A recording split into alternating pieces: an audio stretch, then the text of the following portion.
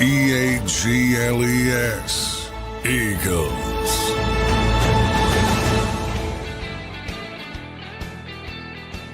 And welcome in, everybody, to a Thursday morning edition of Birds 365 here on JAKIB Sports. I'm your host, Zander Krause. That's my co-host, John McMullen, officially 1 week out from the start of the NFL draft here as we wrap up and get closer to the NFL draft. Also, the Sixers got it done last night with a big win, so shout out to those guys. Tyrese Maxey with a big performance.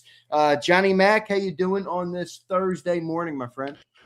Yeah, congrats to the Sixers. Yeah, you get to play the Celtics and lose to them, so that's pretty exciting. As usual, it seems that was my most hated team growing up, the Boston Celtics. Were they? Oh yeah, hated. Well, you were a big Sixer guy, so yeah, hated them with a passion. Best rivalry in sports. I always say it all the time. I've ever seen the Irving Sixers against the Bird Celtics. Best rivalry in sports. But yeah, I mean, it's nice they got in, but not, there's a lot of issues. I watched that game last night, a lot of issues with that team and had a lot of isolation, a lot of happen. I don't watch a lot of Sixers anymore because hey, I don't have time, I don't cover it, but you can see, I mean, they just break down, default to all right, give it to Maxey at the end of the shot clock, give it to Paul George, occasionally VJ Edgecombe. Bunch of bad shots. If Orlando made any threes, they probably win that game going away. I wasn't impressed, but congratulations to the Sixers. Yeah, and Tyrese Maxey can flat out play. I thought of Edgecombe too. I mean, delivering, I don't know what he had, 19 or 20 points or something. It was pretty good. I mean, for a rookie player in a big moment, I thought that was pretty good. Yeah, I think that's the one positive is you're going to get Edgecombe some real playoff experience. So I think that's a positive, but I don't like that. He played 42 minutes last night, John. Most on the team. Him and Maxey both played the entire game. Yeah, it's really it's a pseudo playoff game, so they had a short rotation. I think they only played 8 players. Almost everybody played 40 minutes. And you know who was great? Andre Drummond. He was great. Yeah. I mean, he's a machine rebounding, and he always has been. But he made a couple threes. He's 2 or 3 blocks. He was a big part of that game. But at his age, and you can't count on that game to game in a series. So I don't know where Joel Embiid is, but that's further complicated. I'm inclined to say, who cares where Joel? Yeah, I mean, he's their most gifted player, right? Yeah. Obviously, he was out there. They have a better chance, but hey, I think even that clogs things up in late game situations. I've said it for years. He's not a closer. Too many turnovers, and the Sixers feel they have to run the offense, so it mucks up things in a different way, but. Anyway, we're an Eagles show, just getting my Sixers angst out. But they did win, so that's positive. They did win. Good stuff for them. John, 7 days out from the NFL draft. How you feeling on the NFL about the NFL draft as we are now officially, John, in the home stretches of getting there, turning the page or getting to that? We can't turn the page yet, obviously, but once we do turn the page, we'll be right into the next phase of the offseason. So I've enjoyed this phase as we prepare for the NFL draft. How you feeling 7 days out? Not great. I was listening to Debbie Downer, Eric DeCosta yesterday. He was a lot more honest about this draft than most people are. And, it's sort of what I've heard behind the scenes and that, look, the first round is pretty weak. It only goes about, he said about halfway. So if you want to say 16, that's the kind of number I had it at as real first round picks. It might even be a little bit less. Then you got to fall off, and then it's pretty good second, third round. I think day 2 is going to be important. I think that's when you're going to get the value. That's when you're going to make or break this draft. And then day 3 is kind of bad. He mentioned, and this is DeCosta, there's only 200 draftable players on there, not on their board. They feel there's only 200 draftable commodities, the people that should be drafted. And the draft is obvious. I forget how many picks there are. 257, I think, this year. Somewhere in that range. So, the entire 7th round, a little bit of 6th round of guys in their mind that shouldn't even be drafted. Yeah, right. So I don't think you're going to get a lot of help on day 3. Yeah, there'll be some I shouldn't say there'll be some 4th round, solid prospects. But to me, that's the strength. 2 rounds, 2, 3, and 4. And unfortunately, the Eagles are in no man's land at 23. How do you get up to 16-ish? Will somebody fall? Sure, somebody will fall because, what makes matters worse, I guarantee you, I can't prove it, obviously, but I'm pretty confident that Fernando Mendoza isn't one of those 16 players, and he's going to go number 1 overall. So there's one that means one of those 16 players is going to fall at least one spot. And teams are going to make bad decisions and reach for positions, and bad teams do what bad teams do. And that's how the Eagles felt with Todd Campbell last year. Thought he was a high-level first-round pick, but people were concerned about the shoulder. Maybe they were right, by the way, because he's on his 2nd shoulder surgery already. But you could see from an athleticism standpoint, he was a top-tier first-round pick. There's not, how do you get one of those guys? That's going to be the question. It is going to be the question, John. You mentioned Eric DeCosta, the GM of the Ravens, who was honest yesterday about the draft board. Good to hear that Eric DeCosta was honest. Johnny Mac, I'll have to go back and listen to his press conference. So with that being said, J Mac, and you just kind of discussed it a little bit, but boy, it almost feels like moving back is more likely this year than it has been in previous years. Now, I don't think the Eagles want to do that. I think they want to go get their guy, but maybe they feel the same as you. Maybe they feel like, shit, man, we got to make our hay here in rounds 2 and 3. Yeah, but I think a lot of teams are going to have that perspective, especially the good team. The good teams tend to be down the draft board, and they tend to be good decision makers, and they're probably going to have similar mentalities. So, it's not, you can't just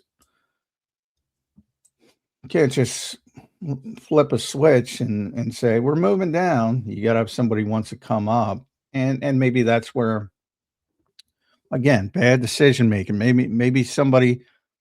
Well, the Jets don't want to take Ty Simpson at 16, or Cleveland doesn't want to take Ty Simpson with a top pick. Maybe they'll come back up, take him later in the first round, and you can get out that way.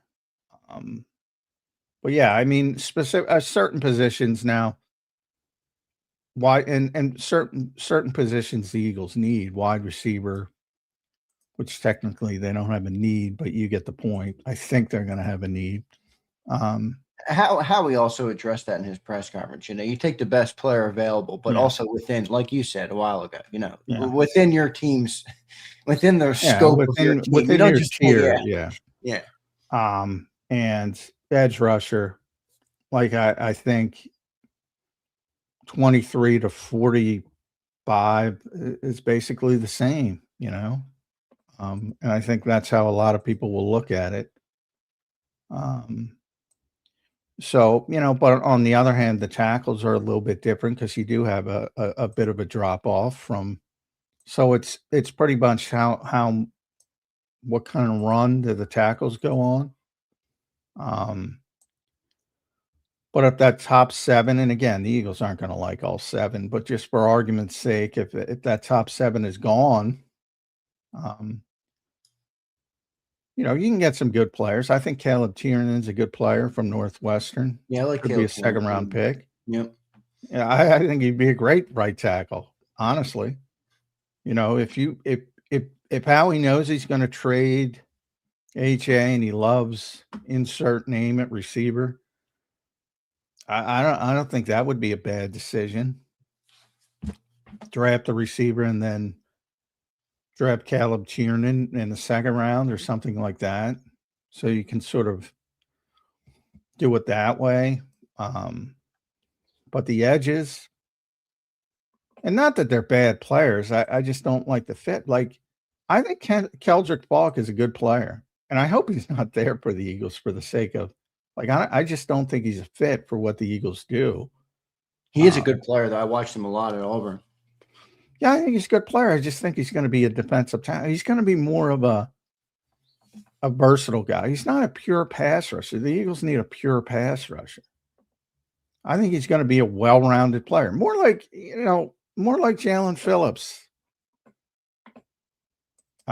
which is good. You know, you could do a lot worse. They wanted Jalen Phillips back at $25 million, and he had a big impact. But you know that he's a veteran, so I don't want to compare him. But I just want to compare, like, use Jonathan Grenard as an example. Like Jonathan Grenard, if they trade for him, was still in the mix, although it's kind of gone on the back burner. Like, he's a better pass rusher than Jalen Phillips, but I think Jalen Phillips is a better all-around player. And I think people will be thrilled with Jonathan Grenard because he's what they want. But that's sort of how I think of Keldrick Falk, and that's down the road. I don't mean he's going to be Jalen Phillips immediately. You got to factor that in. That's his upside as a player, obviously. You don't get finished products in the draft. Yeah. So you got to factor that in as well. Messidor, I think he's just too old for them in the first round. Like, you know, they'll take an older player, especially in the COVID era. This is the last year of the COVID players. Yeah, we talked about that. Yep.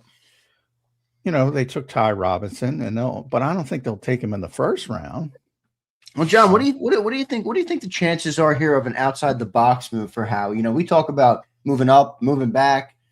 What about, you know, you look at the 22 draft, if I remember that draft correctly, they drafted Jordan Davis at 13 overall. They had that second first-round pick at 18, and they turned around and flipped it for a player like A.J. Brown. Now, I'm not saying they're going to trade for a wide receiver like that, but is there a chance they take that pick at 23 and try and go off the draft board instead of going up or down and maybe look to acquire a player with that first-round pick? Could that be something that Howie maybe is looking into if he feels – the same as you do about the complexity of moving up or down the board and really being in no man's land at 23? Well, who would that player be? I think, you know, Max Crosby, I guess. You know, does a one and a future 2 or a future 3 get it done for Crosby? I don't know. I mean, they're obviously not getting 2 1s like they thought they were getting. Right. And the medical stuff complicates things now. You know, is he even healthy? Which he's not. I mean, literally, he's not healthy right now, but he was not supposed to be. You know, is he going to be healthy long term? So that complicates matters. You don't have to give up that much for Grenard. So I don't know who that player would be. Miles, I mean, you're going to have to give up that and a whole lot more for Myles Garrett. So I don't know who that player would be. But with Howie, you never, you know, trades can be always on the table. You know, but it more like, and they already made the trade with Dontavian Wicks. More typically, that's what they look for. They look for guys entering the final year of their rookie deal who have shown that they can play, but they feel have more upside and they've been underutilized. That's what they feel about Dontavian Wicks. That's sort of the sweet spot, and they already made that kind of deal. And obviously, that's not going to involve the first rounder. I mean, in the case of AJ, it was similar from a contract perspective, final year, but they obviously thought he was also a big-time player while Tennessee was concerned about his knee, amongst other things. Plus, they're cheap. Let's not, you know, they kind of spin it that way now, Tennessee.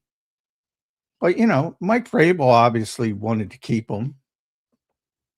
I believe John Robinson, who was the GM at the time, had to play the bad guy, but I'm sure he wanted to keep him.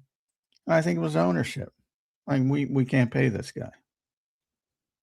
So I don't see that player around the league That's Well, I mean, kind there of, are chances there that they hide, Like I don't think anybody was thinking about AJ Brown getting moved going into that night. It wasn't like AJ Brown's a name here to keep an eye well, on in the I don't think he was connected with Philly, but people were talking about it around the Okay, league because maybe I didn't remember correctly. I do remember being shocked. I remember sitting there at the yeah, I didn't have an inkling the Eagles were going to do it, but there was already talk that they weren't going to re-sign him, and once that happens, obviously trades are on the table, but. And I think at the time, people thought they overpaid because of the mindset. People thought the Eagles overpaid, as funny as that sounds now.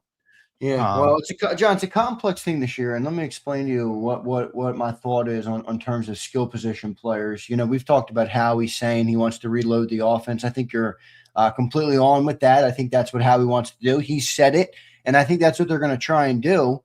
Where the dilemma comes into me is, even if you will admit, which you've talked about on the show, even if our listeners or whoever's listening will admit that the offensive talent is maybe not as good today as it once was, it would be very hard for me to say the talent is the reason that the offense has been subpar. So if that's the case, where do you invest to improve that talent to get your football team better? In other words, if you're going to go and get a receiver, if you're going to go and get a running back, if you're going to go and get a tight end in Kenyon Sadiq, how are you going to sit here and say that's going to improve the offense? The personnel was perfectly good enough for the offense to be better than it was. You get what I'm saying? Like, the personnel wasn't the problem. They maybe weren't as good as they once were, but the personnel wasn't the issue on offense. So now we're going to reload it with a bunch of new personnel. It's probably not going to be as good and expect to be better.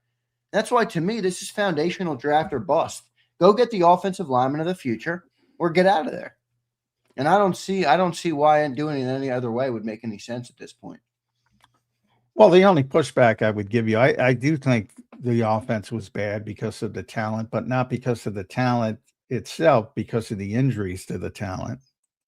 As I've said, I think, I'm more talking skill position, like you're talking offensive line, which I agree with. But look at 24. But I think they're 24, though, perfect example.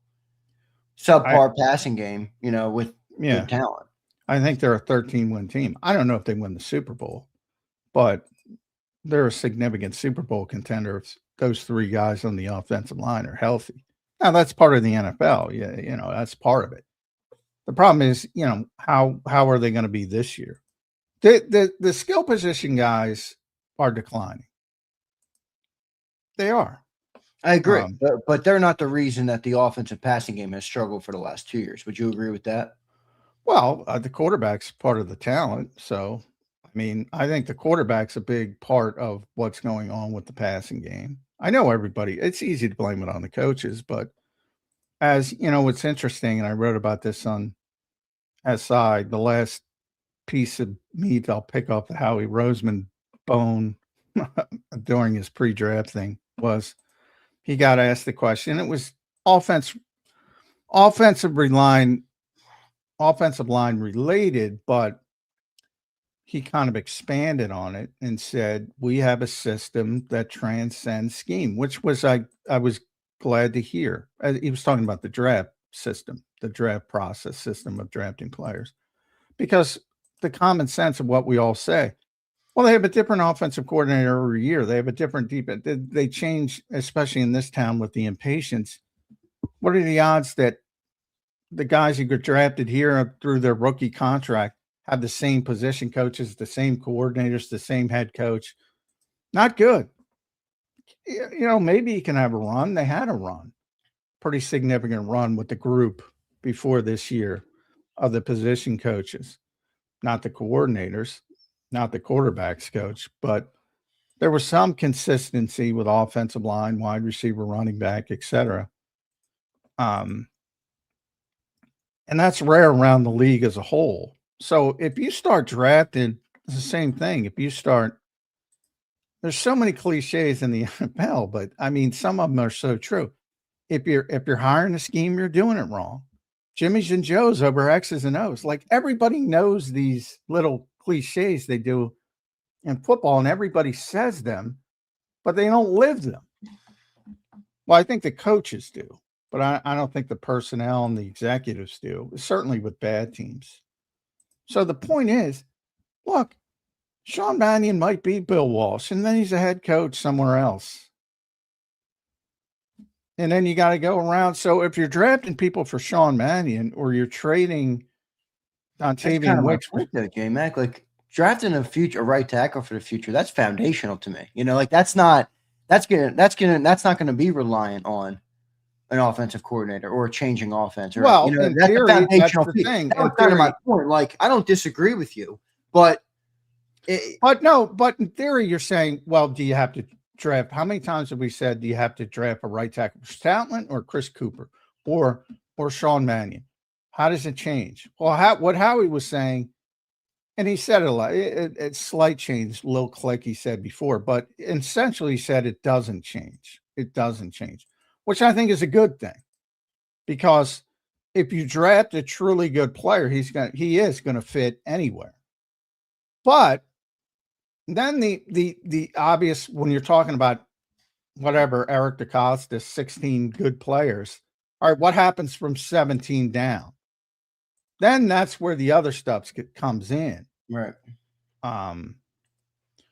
Is this guy a fit for my team? Is this guy a fit for this team? Is this there is truly guys who are, if you want to look at it defensively, there's some teams play the variable fronts, the Vic Fangio defense, the 5-man, the 50s, the 40 fronts. You need a real nose tackle in that. If you play the Jim Schwartz wide 9 under technique type of system, you don't really need a big time nose tackle.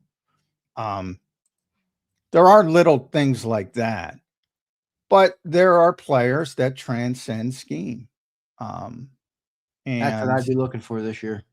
Lane Johnson, I think, is one of them. That's what I mean. Now, obviously, he's an extreme name. I don't think you're going to draft a Hall of Famer, but you hope to. But that's a big hope. But how many guys are in that category? Well, you bring up the quarterback. I mean, I think incoming people who need to put on their earmuffs or their baby ears or whatever you call them. But the quarterback's still here. So call it the offense, call it the Eagles offense, call it Jalen Hurts, call it whatever floats your boat. Doesn't really matter. That's the offense, and that's not changing. So to me, like, drafting Kenyon Sadiq sounds great. Is it going to improve the offense? I doubt it. Drafting the next great wide receiver sounds great. Is he really going to be better than A.J. Brown, even if A.J. Brown is declining? Doubt it. Like, I'm looking for the future here. Unfortunately, I'm looking for the future. I think fans need to come to them. I think the organization, forget about fans, but since we're talking to the fans, maybe I'm talking to the organization.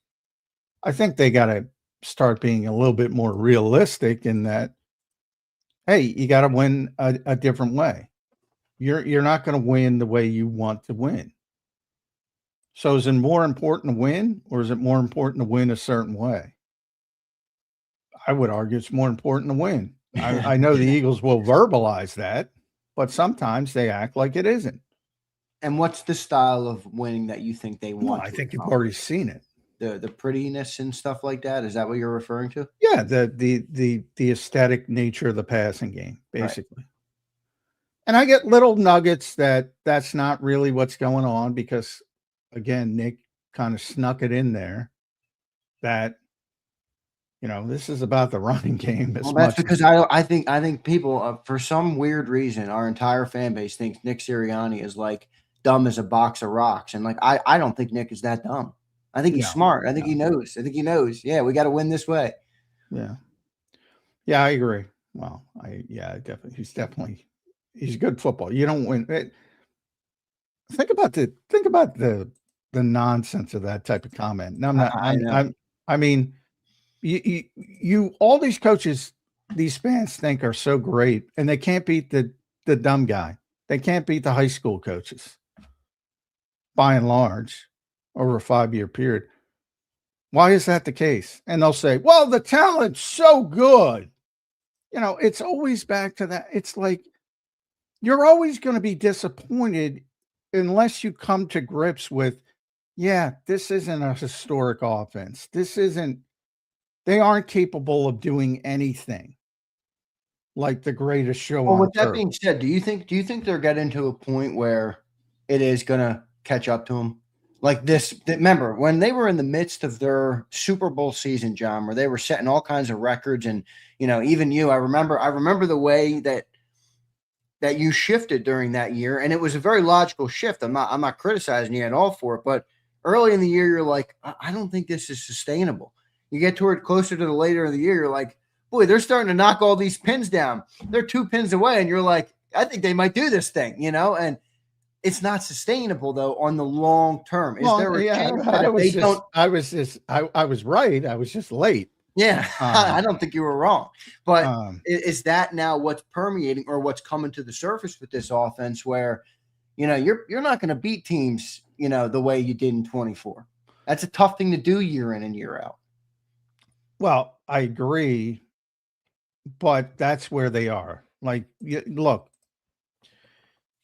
every year is not a Super Bowl year. Every year is not a Super Bowl window. Even every year, you can't win every year. As Jeffrey Lurie said, you try. Howie Roseman, you try, but it's not realistic. It's, as much as in a lot of ways, I say it all the time. Tom Brady broke people. And even him with 7, it's like, well, how many years did he play? He still lost his last game a hell of a lot more than he won his last game. It's not possible to win every single season. Right. And you saw it last year, injuries, number one on any list, can derail any season for any team, no matter how good they are at any time in the NFL. So, the stars have to align. My thing with the Eagles, look, I agree. You want to increase the margin of error. I say it all the time. You want a better passing game. I agree with all this, but I'm also way more in the camp of, yeah, but you got to take advantage of what you have at a particular time. Like if you want to go in a different direction, that's fine. But what I think is the worst thing you can do is put one foot on one side of the fence and the other foot on the other side and say, we're going to try to straddle this fence, which is, I think, what they're trying to do here. Is it hard to win the way they won in 20? Yeah, it's damn hard. That's why nobody plays that way, because the margin of error is that small. But that's how this team is built.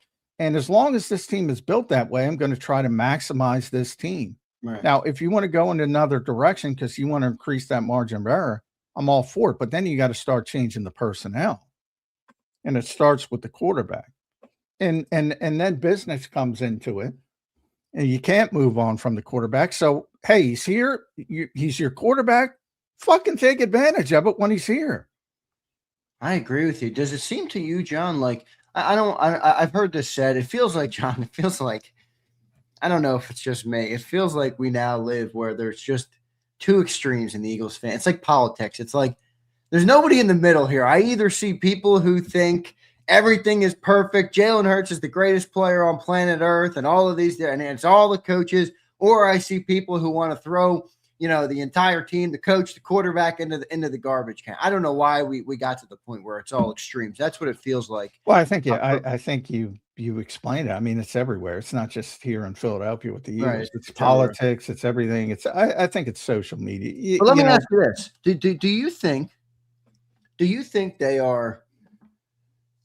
I don't want to say they're building for the future team, but have they established to you that they are going, instead of maximizing, like you just explained, the players that you have, they've determined that this is the offense they want to pursue, and you're either going to make it across the fence and play in that offense, or you're going to get left behind. And I say that namely mostly about the quarterback, because I've heard some people say they're building this thing for the next quarterback.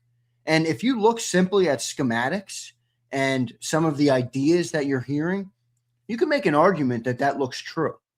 Now, I don't think they want to leave Jalen Hurts behind, but it does feel to me like they're setting it up to be, this is the offense we want to run and what we want to get to. If you can do it, great. If you can't do it, we're not going to sit here and wait for you. Is that fair? Is that a fair way to look at it? Well, it's fair. I think that's the way most people look at it. I'm kind of on an island over here, and maybe I'm a conspiracy theorist, but I don't think that's what they're doing. I think they're trying to fix Spurt's first down. That's it. All this rigmarole, that's all it's about. All right. You don't think it's going to be as big of a shift as you're as no. we're thinking. And I think the under center stuff has to do with the running game as much as the passing game. In fact, I think more, to give them more options in the running game. And the goal, I think, is going to be to get Jalen Hurts more comfortable to, say, turn those 4 dropbacks from under center against Minnesota that they always talk about to 8 or 9, not 30. I think. Now, everybody else could be right. I'm not a big fan of groupthink. I heard what Nick heard. I haven't seen anybody write about it. I could be wrong, except me.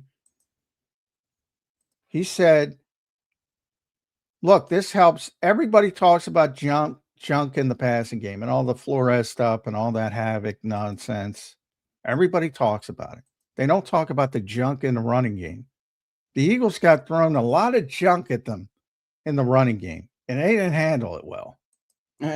But I'm of the belief, and you tell me if you disagree, I'm of the belief that part of that junk in the running game is coming because they've been not good enough or too ineffective in the passing game, that things are clamming up on the running game. Well, I mean, yeah, I get what I you're know you saying. think you're lying, and I agree with you, but 5 guys are going to have a hard time blocking 8 guys, no matter who the hell you are. You know? Well, I get what you're saying, but that's the presumption that I don't want to speak for you, and I'm going to go to an extreme, but that's more of the presumption that Jalen Hurts can do that. So do that. And I'm not sure Jalen Hurts can do that. And I'm not sure they think Jalen Hurts can do that. So in fact, I would lean towards within this year, you think, for him?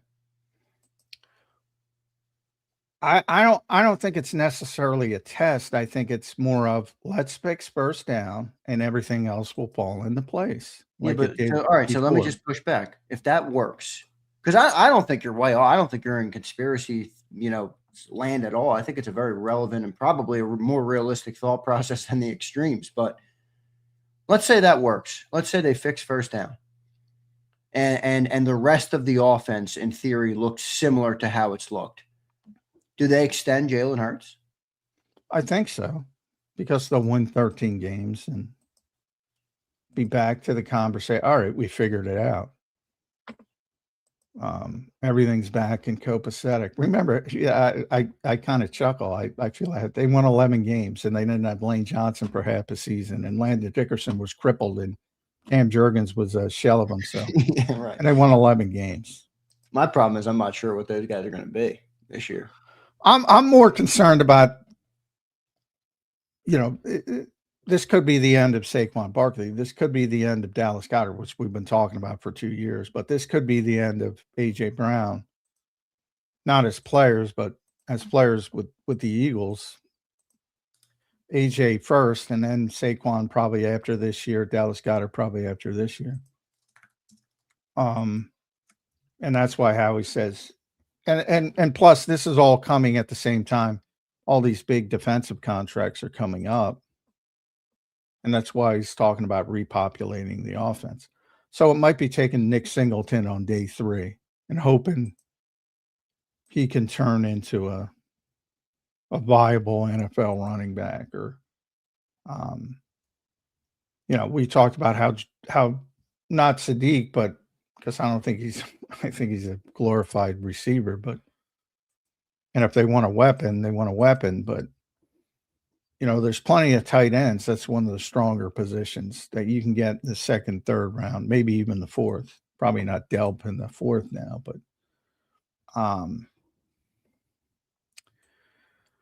so you got to start repopulating that offense pretty quickly. And obviously offensive line, you got to be prepared for life without Lane Johnson, life without Landon Dickerson. I think Cam's going to be okay. I think just from the way he talked. But those two, I don't think you got much more time left with those two. I don't have Jeffrey Lurie's transcript in front of me, but I'd like to see what he said about the offense because I remember it. I remember when he did it, when he spoke right before that that big article that came out where he was giving a lot of love to Jalen Hurts. I remember something he said about the offense that caught my eye or caught my ear, I guess you could say, about we need to become a championship caliber offense. And my concern or my question, I guess not really a concern, is what does Jeffrey Lurie deem that to be? Is that fixing first down? Like, is that going to be enough for Jeffrey Lurie to deem that we now have a championship offense? Well, I think if you asked him if they had a championship offense in 2024, he would say yes. A, because literally they did by definition, right. And B, they didn't. Did they? Did they? They didn't in the passing game. That's for damn sure. They didn't. Not certainly over the length of the season. So, I think with Jeffrey, it's not as important as Howie and Nick from the perspective of building the roster, building the team, because he's more obviously not the football expert. He's more of we're good. So this is championship level. But I mean, it's well known that he would prefer to have a better passing offense, but I think he enjoyed the winning. So not one day. And people can use revisionist history all they want in 2022. Not one day in the past 5 years that they had a top tier passing offense, which I would consider top 5 in the NFL, the high volume passing offense. Not one day. Was it better at times? Yeah, it was better because it had to be better, but never. It's absurd that people make it into that. Well, I think a point you've brought up a lot, John, and which is a good one, is that it doesn't always equate to winning. When you can throw the ball better, it usually doesn't. No, right. It usually doesn't. But when you look at a team like the Eagles, and I know we joked 11 wins, we act like it was 5, but the Eagles fell short of expectations last year. Okay, I think it's fair to say. To me, it was because the passing game. Now I know it's the offensive line. I know that the running game wasn't as good, but to me that was a clogged drain. And if you don't alleviate that drain, then I don't believe. But what was the cause of the clog? That's what I think is right. You think it was more offensive line than passing game not being. Yeah, and I don't even think it had to do with the passing game as much as, again, first down and being in. And look, nobody's going to be successful consistently on 2nd and 12, 3rd and 12. Nobody. Not Detroit a couple years ago when they had the high flying. Nobody's going to be consistently. Can they overcome it more? Yeah. Oh, hell yeah. So, you don't feel good. Say the Lions 2 years ago, not last year, but 2 years ago, and they were, you guessed right, and you got Montgomery in the backfield for a 2-yard loss. You weren't feeling all that comfortable that they weren't going to overcome 2nd and 12. But if that were consistent, it wouldn't be good, even with a team like that. Right. So, and obviously, the Eagles need to strive to be better to overcome those situations. I have no problem with that. But yeah, I think, just my personal opinion, I think you're right. It was clogged, but I think everybody's looking at the wrong reason for the clog. Well, I actually think more people are looking at it your way, where it's the offensive line. Well, and other parts are into it, Saquon's style, scheme, all that stuff. But here's what I would use though. If I tried to, I don't think your line of thinking is way off, but if I tried to dispute it, what I would say is, well, why was the offensive line a top? I think they were ranked 2 by PFF in pass protection. So, and I don't say that because I don't say that fixes the running game. I say that because maybe they weren't as injured as we thought. They weren't the same dominant offensive line, yes, but 5 guys aren't going to block 8 guys. They were good when it came to pass pro. You know, how can they be so injured and suck at pass or be great at pass pro? Well, again, you know, when you're talking about one of the things in PFF, if they even move on, I don't know, because they got sold, but you know, my simple answer to that is because they're good pass protectors and they didn't change. So they're looking at their individual responsibilities from play to play as best they can. So when you look at that and say, well, if the running back didn't pick up a blitzer or, you know, went the wrong way or went the opposite side or somebody didn't slide correctly or do this, you're not going to blame it on, you know, Lane Johnson or Jordan Mailata. And they're still going to get a check in the positive category for pass protection. But the point is, you can be 3rd and 13 and have excellent pass protection, and you're still not converting because you're 3rd and fucking 13. Yeah, and right. Eventually, I understand. You're going to, you know, hey, guess what? If Jalen Hurts gets sacked or gets run out of bounds or throws it away after 5 seconds, that's damn good pass protection, but it ain't getting you anywhere on 3rd and 13.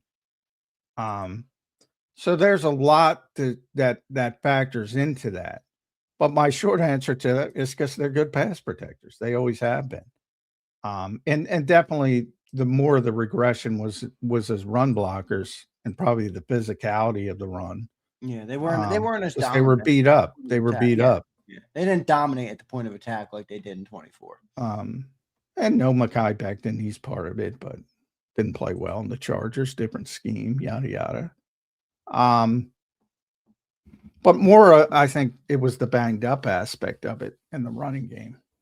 But yeah, it all factors together. So I get the simple thought of, well, you know, run, set up the pass, to set up the run, yada, yada, yada. But, you know, if you don't, you know,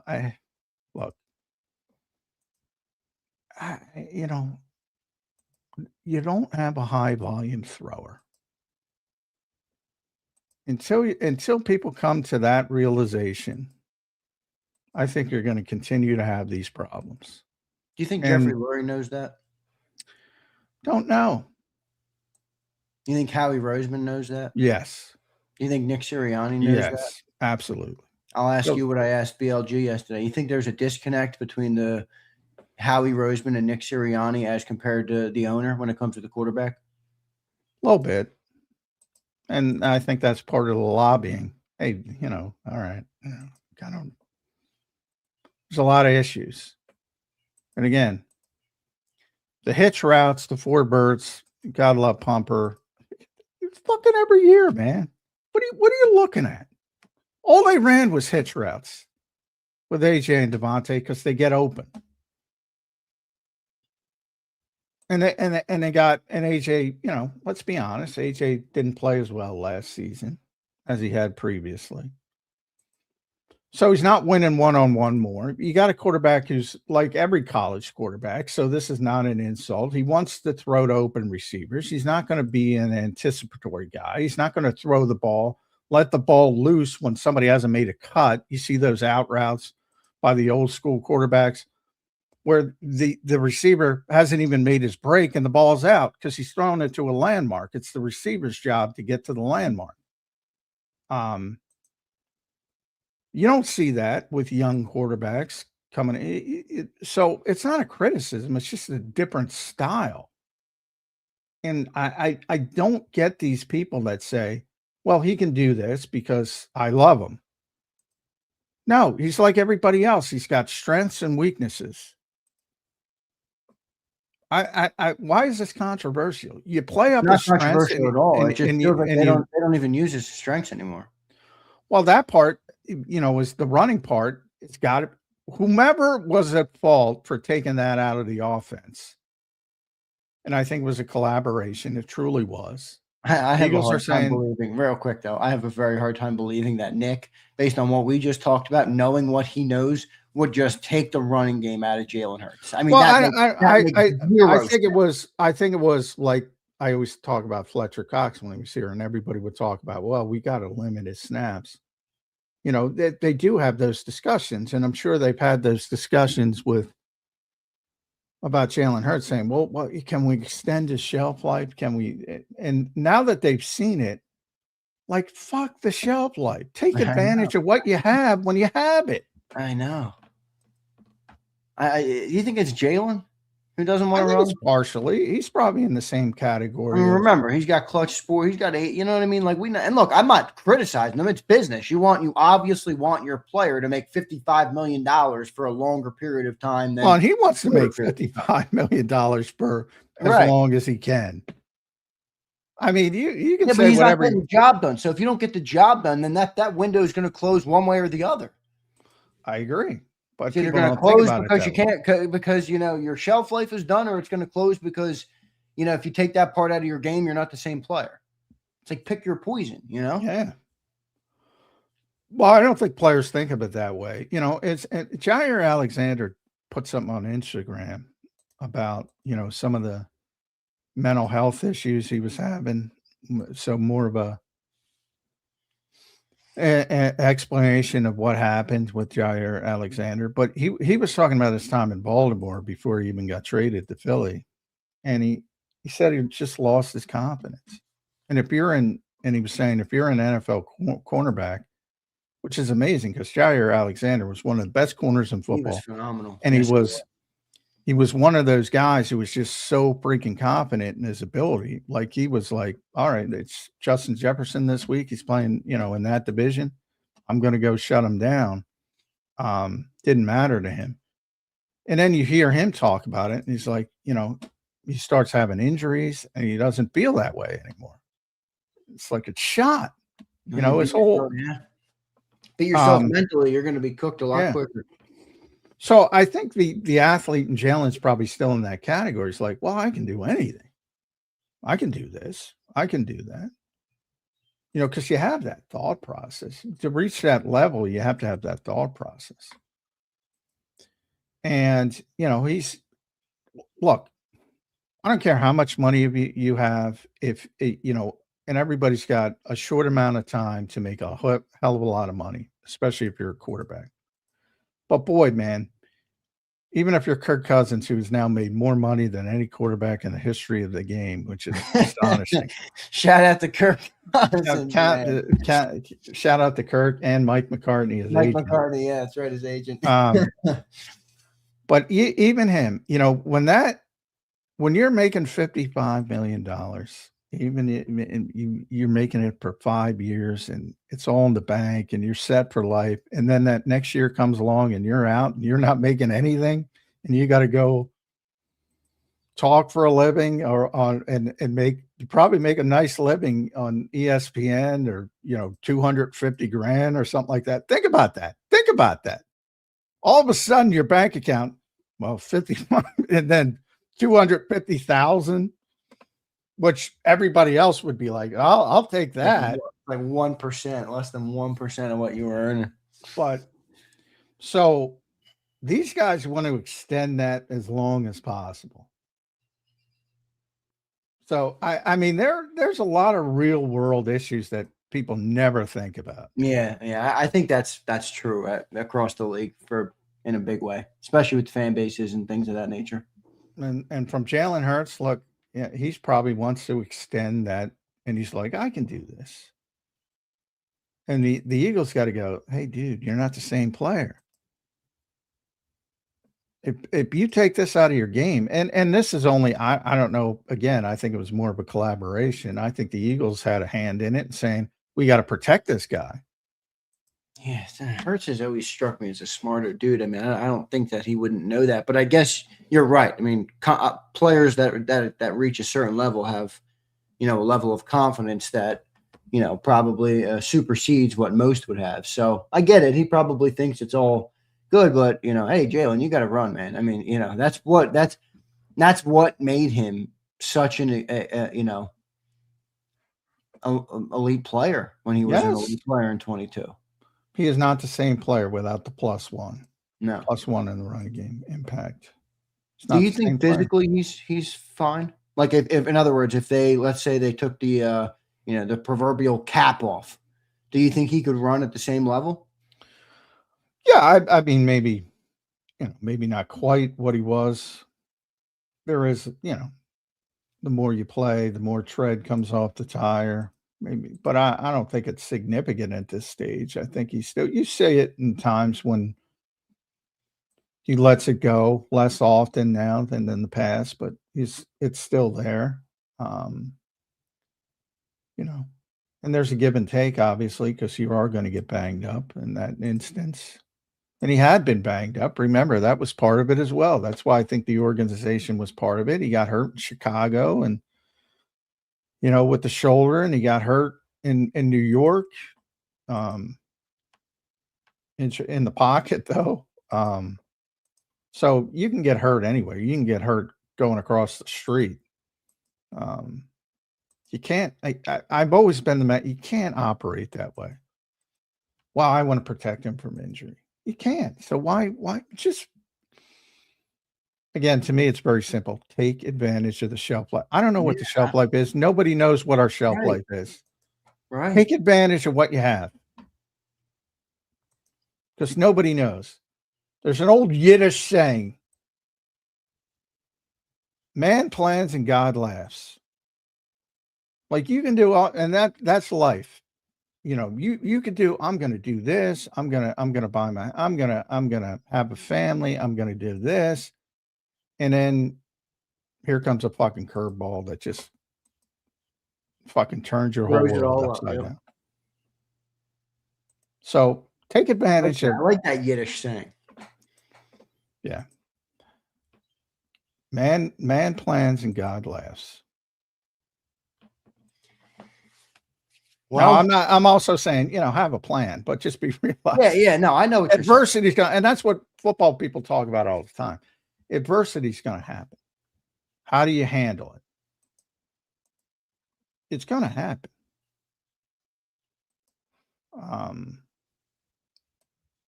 And,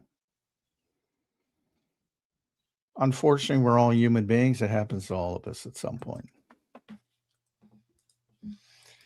Good stuff there. Probably got too deep there. No, I think it's 100% right. I mean, I think it's really on point. I thought it was good stuff there. Man plans and God lands, a Yiddish proverb highlighting the God laughs, of life and human limitation.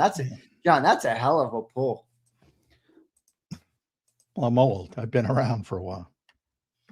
Good stuff. All right. Appreciate it. Now, with all that being said, good opening segment. I want to thank everybody for being here. We got Chris Franklin coming up in hour number 2. Looking forward to talking to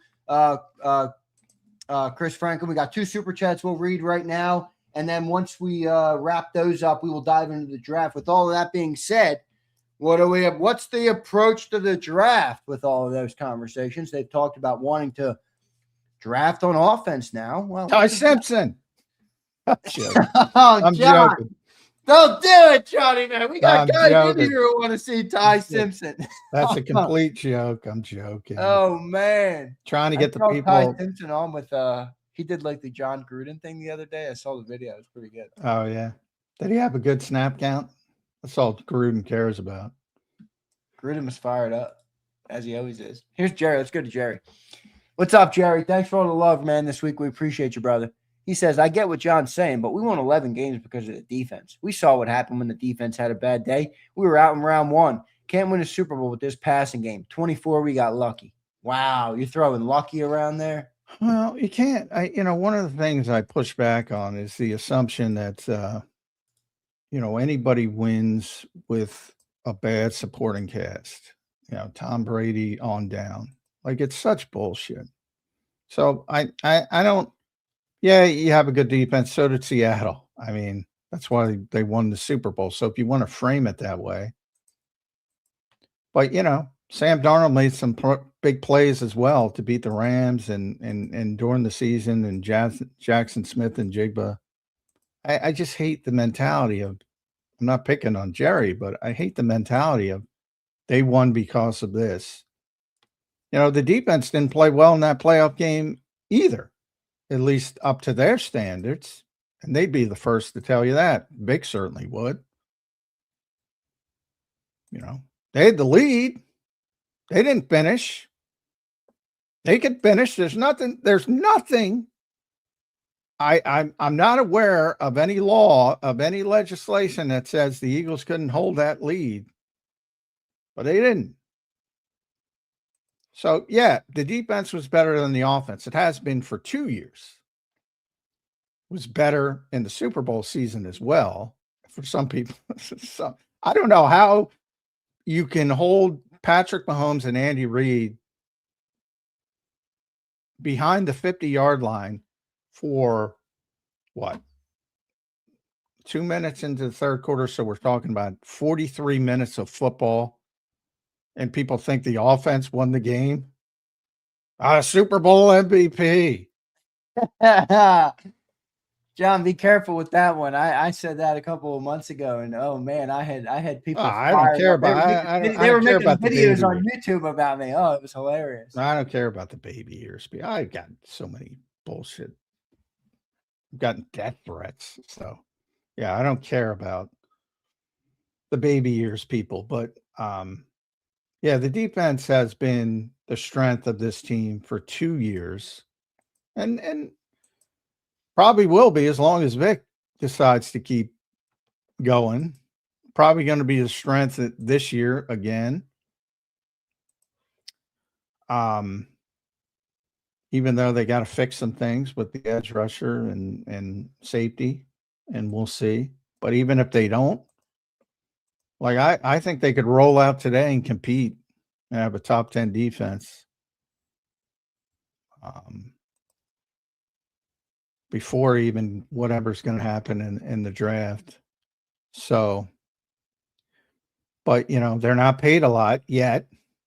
So, well, the offense is a top paid offense. How many times you hear that, Zander? The offense is a top paid offense. How can they not? I don't give a shit. They're getting paid on what they did, not what they're projected to do. That's part of the problem with the business and football not aligning. Unfortunately, you have to pay these guys once they perform. And you're going to see the same thing on defense. And unfortunately, you got to break out that voice more often. That's a good one.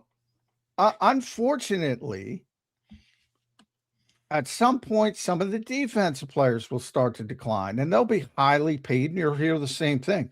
Well, so-and-so is so good, and they're really not as good as they were when they got the contracts they're going to get. This sport, I don't know how many times I say it, it moves at the speed of light.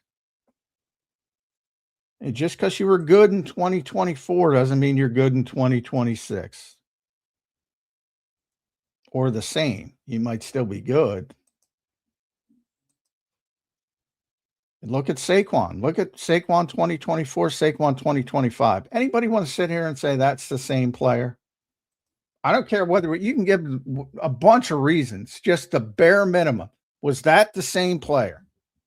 No. Saquon 2024, Saquon 2025. I want to see an even bigger drop off. Go watch Jalen Hurts in 22 and Jalen Hurts in 2025.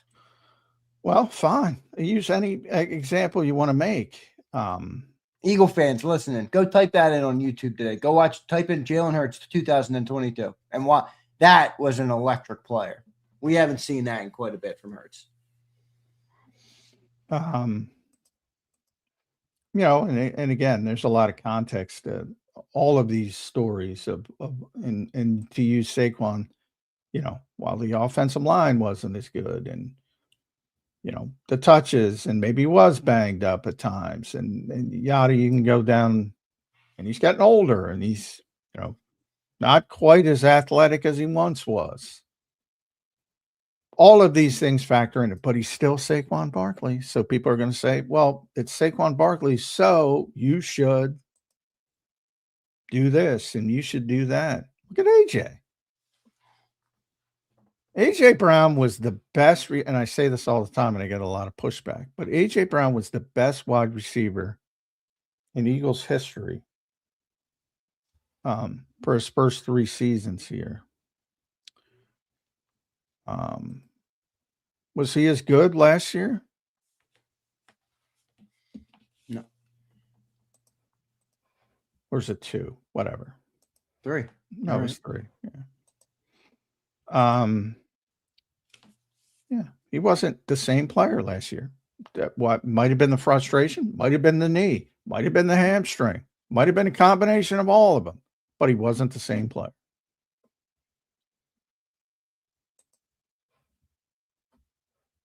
Jalen Carter, 2024 versus 2025. There's a defensive guy, not even an offensive guy. I think the reason there is pretty clear. It's just hurt, but not the same player. Not even close. But it's Jalen Carter.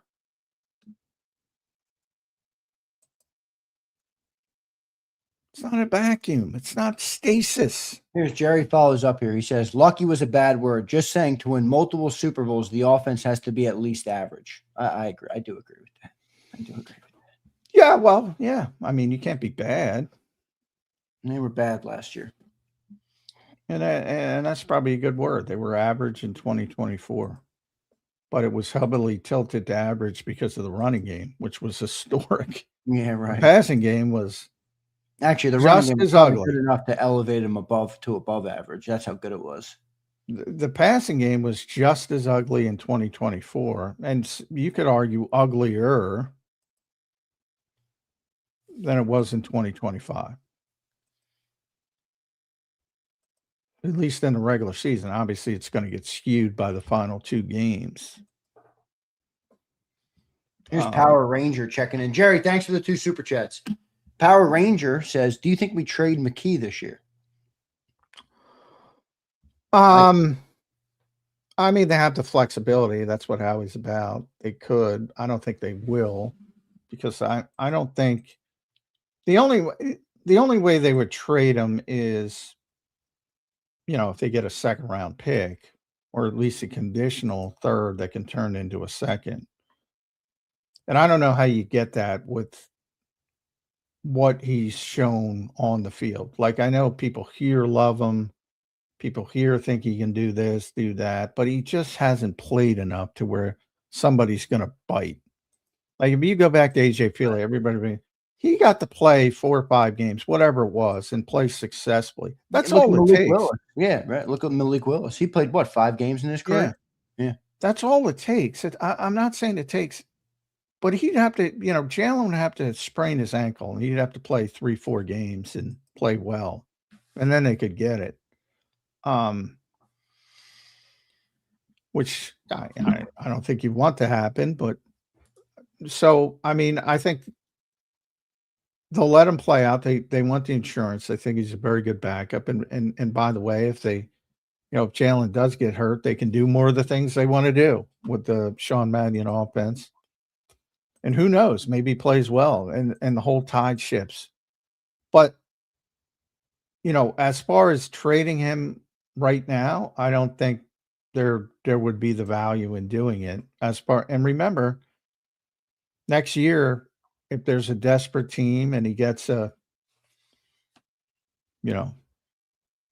Malik Willis level contract because he played 2-3 games, you're going to get a 3rd round compensatory pick because Howie's going to play that game correctly.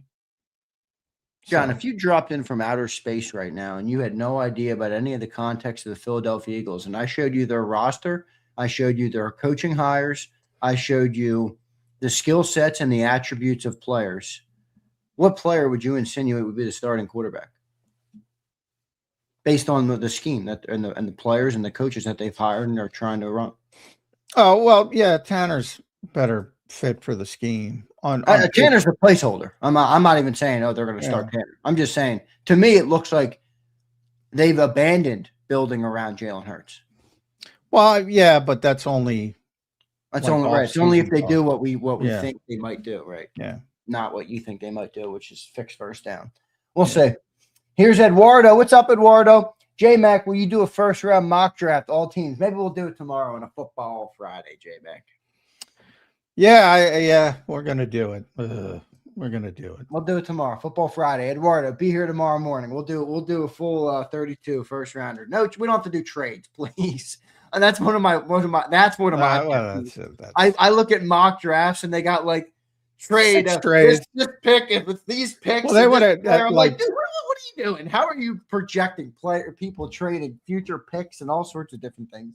That I love, because I know quite a few of these guys, and they're like, they want to prove how smart they are, and they want to prove that they can.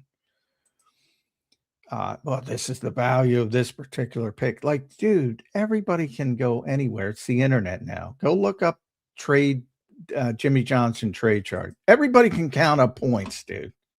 It's not that big of a deal. Right. Like, does it make fucking sense for the team you're going? Like, why is this team trading with the Eagles? Why is this team trading with? Why would they do that? Why? Nobody asked that question. That's the more important question.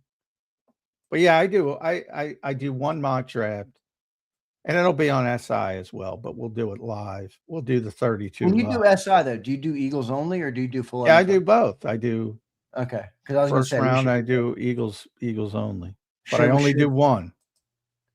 Okay, so we'll do both here on the show. When are those dropping? Do we have to wait? The 32 will drop Tuesday. All right, so good. And the Eagles only will drop Wednesday, the day before the draft.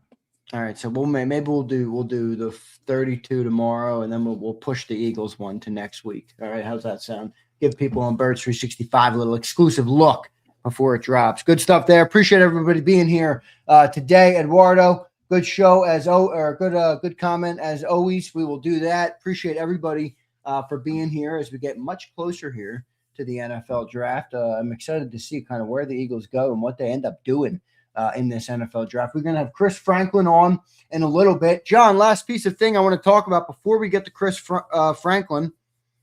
Mel Kiper's final mock draft came out. I don't know what people think of Mel, but I do think Mel does have information that probably many others do not have or are not able to get. Mel's great. Mel's been around forever. I remember Mel used his draft when everybody, everybody's got a draft guide now, but like his was like the only one. I'm sure there were. It was just the major one, and you'd call up to order the thing, and Mel would pick up. And it's like that the old days. It's like, he was doing everything himself. But yeah, he's great. Great. Yeah. Well, so he called up a Baltimore number. It was Mel Kiper. So John, he did his final mock, and he did round 1 and 2, I believe, right? He did the first 2 rounds. Yeah. And he chose for the Eagles in round 1. Get ready. J Mac might have been ahead of us all. Blake Miller, offensive tackle out of Clemson University, is who he chose in round 1. And John, I'll let you do the honors in round 2.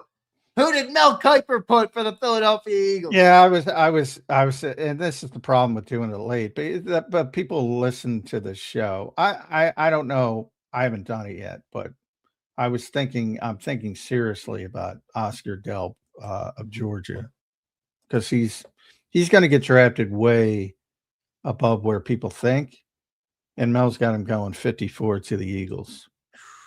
Johnny Mac, those are 2 names that you have been on for the Eagles for a long time here, for a couple months now. Blake Miller, you were on super early. Now, I know you've come off him a little bit, but you were on that name a while ago. I remember, I think it was like February you were talking about that. Yeah, he's so athletic and he's played so much. It's like a Bill Parcells draft pick because, he's got a lot of experience. He's going to be a good player. He's played over 3,500 snaps at right tackle. So he's a legit right tackle already. And that's what you're looking for long term. 3,500 snaps? Yeah, he's a 5-year starter. Is there you got to worry about tread? I mean, holy moly, that's a lot. Yeah, I mean, that used to be a thing, If and that's one of my concerns with Monroe Freeling. Guy hasn't played. It's all projection. Yeah, but what would you rather have? The guy who hasn't played, who's got no tread, or the guy who's got 3,500? Do you want the floor or do you want the ceiling? The floor is really high on Blake Miller. The ceiling is probably higher on Monroe Freeling. That's why round 1 you want ceiling, round 2 you want floor. Is that fair? Well, I would argue 23 is round 2 in this draft. From a player evaluation standpoint, maybe. Yeah. So, but I admit generally I'm more focused on floor than ceiling, which is probably not good. I don't like taking boom or bust guys. I don't like it at all because things can go very, very badly. Who do you think are the biggest boom or bust guys this year? Sadiq, could he be one? Yeah, he's a boom or bust guy. Freeling might be one too with how much he's played. Freeling's one. Let me bring up my big board. Like the safe picks, I always say my safest pick I pick every year, and that's the kid from Penn State, Sione Vega. Ione. Sione Vega. Well, where are the Penn State people? Have I asked her that? What? I'm assuming the Samoan, generally how they do it, it would be Oani, but I don't know for a fact. He's my safest pick in the draft. Jordan Tyson is boom or bust for me. A lot of Penn State guys. I'm looking at Ohio State, not Penn State. Caleb Downs, great player. Sonny Styles, great player. Carnell Tate, great player. They're all safe. Love, he's my top player in the draft. Just a running back, though. Where's he going to go? I've seen him mock top 5 consistently. Yeah, I think he's going to 4, Tennessee. Really? Is Tennessee ready to draft a running back? I don't think it's good for him, but they're trying to help Cam Ward. You get the thought process. Just take the freaking tackle. Do they have tackles in Tennessee? Well, they need everything. So there's like one instance I've ever seen where taking the skill guy over the tackle made sense. And I still disagree with him, by the way, to this day, even though it's worked out for him. But I also think it's hurt them in many ways. And that was the Bengals taking Jamar Chase over Penei Sewell. Remember when they did that? Yeah, I'd still take Sewell. I probably, I would. But I understood why they took Jamar Chase. I would not take Jeremiah Love over Francis Moaga or however.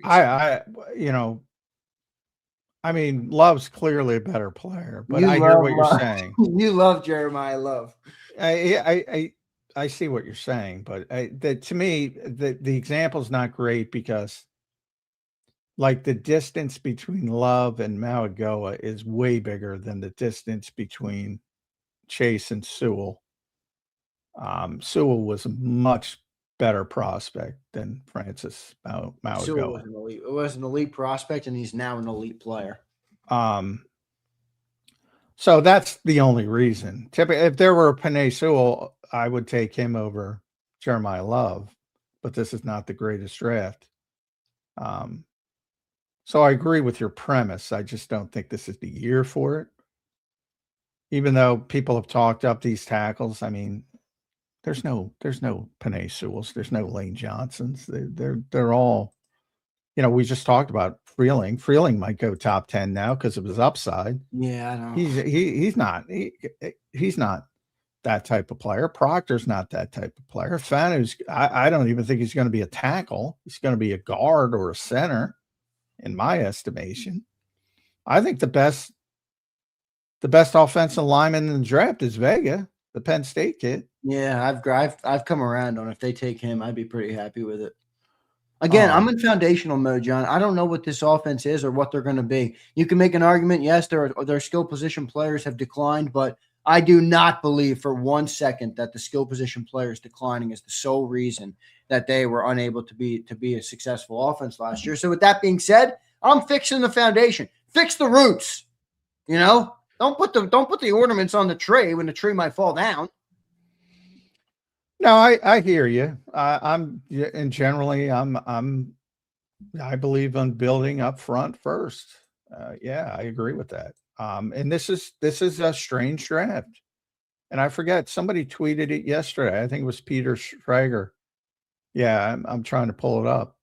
He just said yesterday he got a text from what he described as a respected NFL GM. It's probably fucking Howie because he's close to Howie.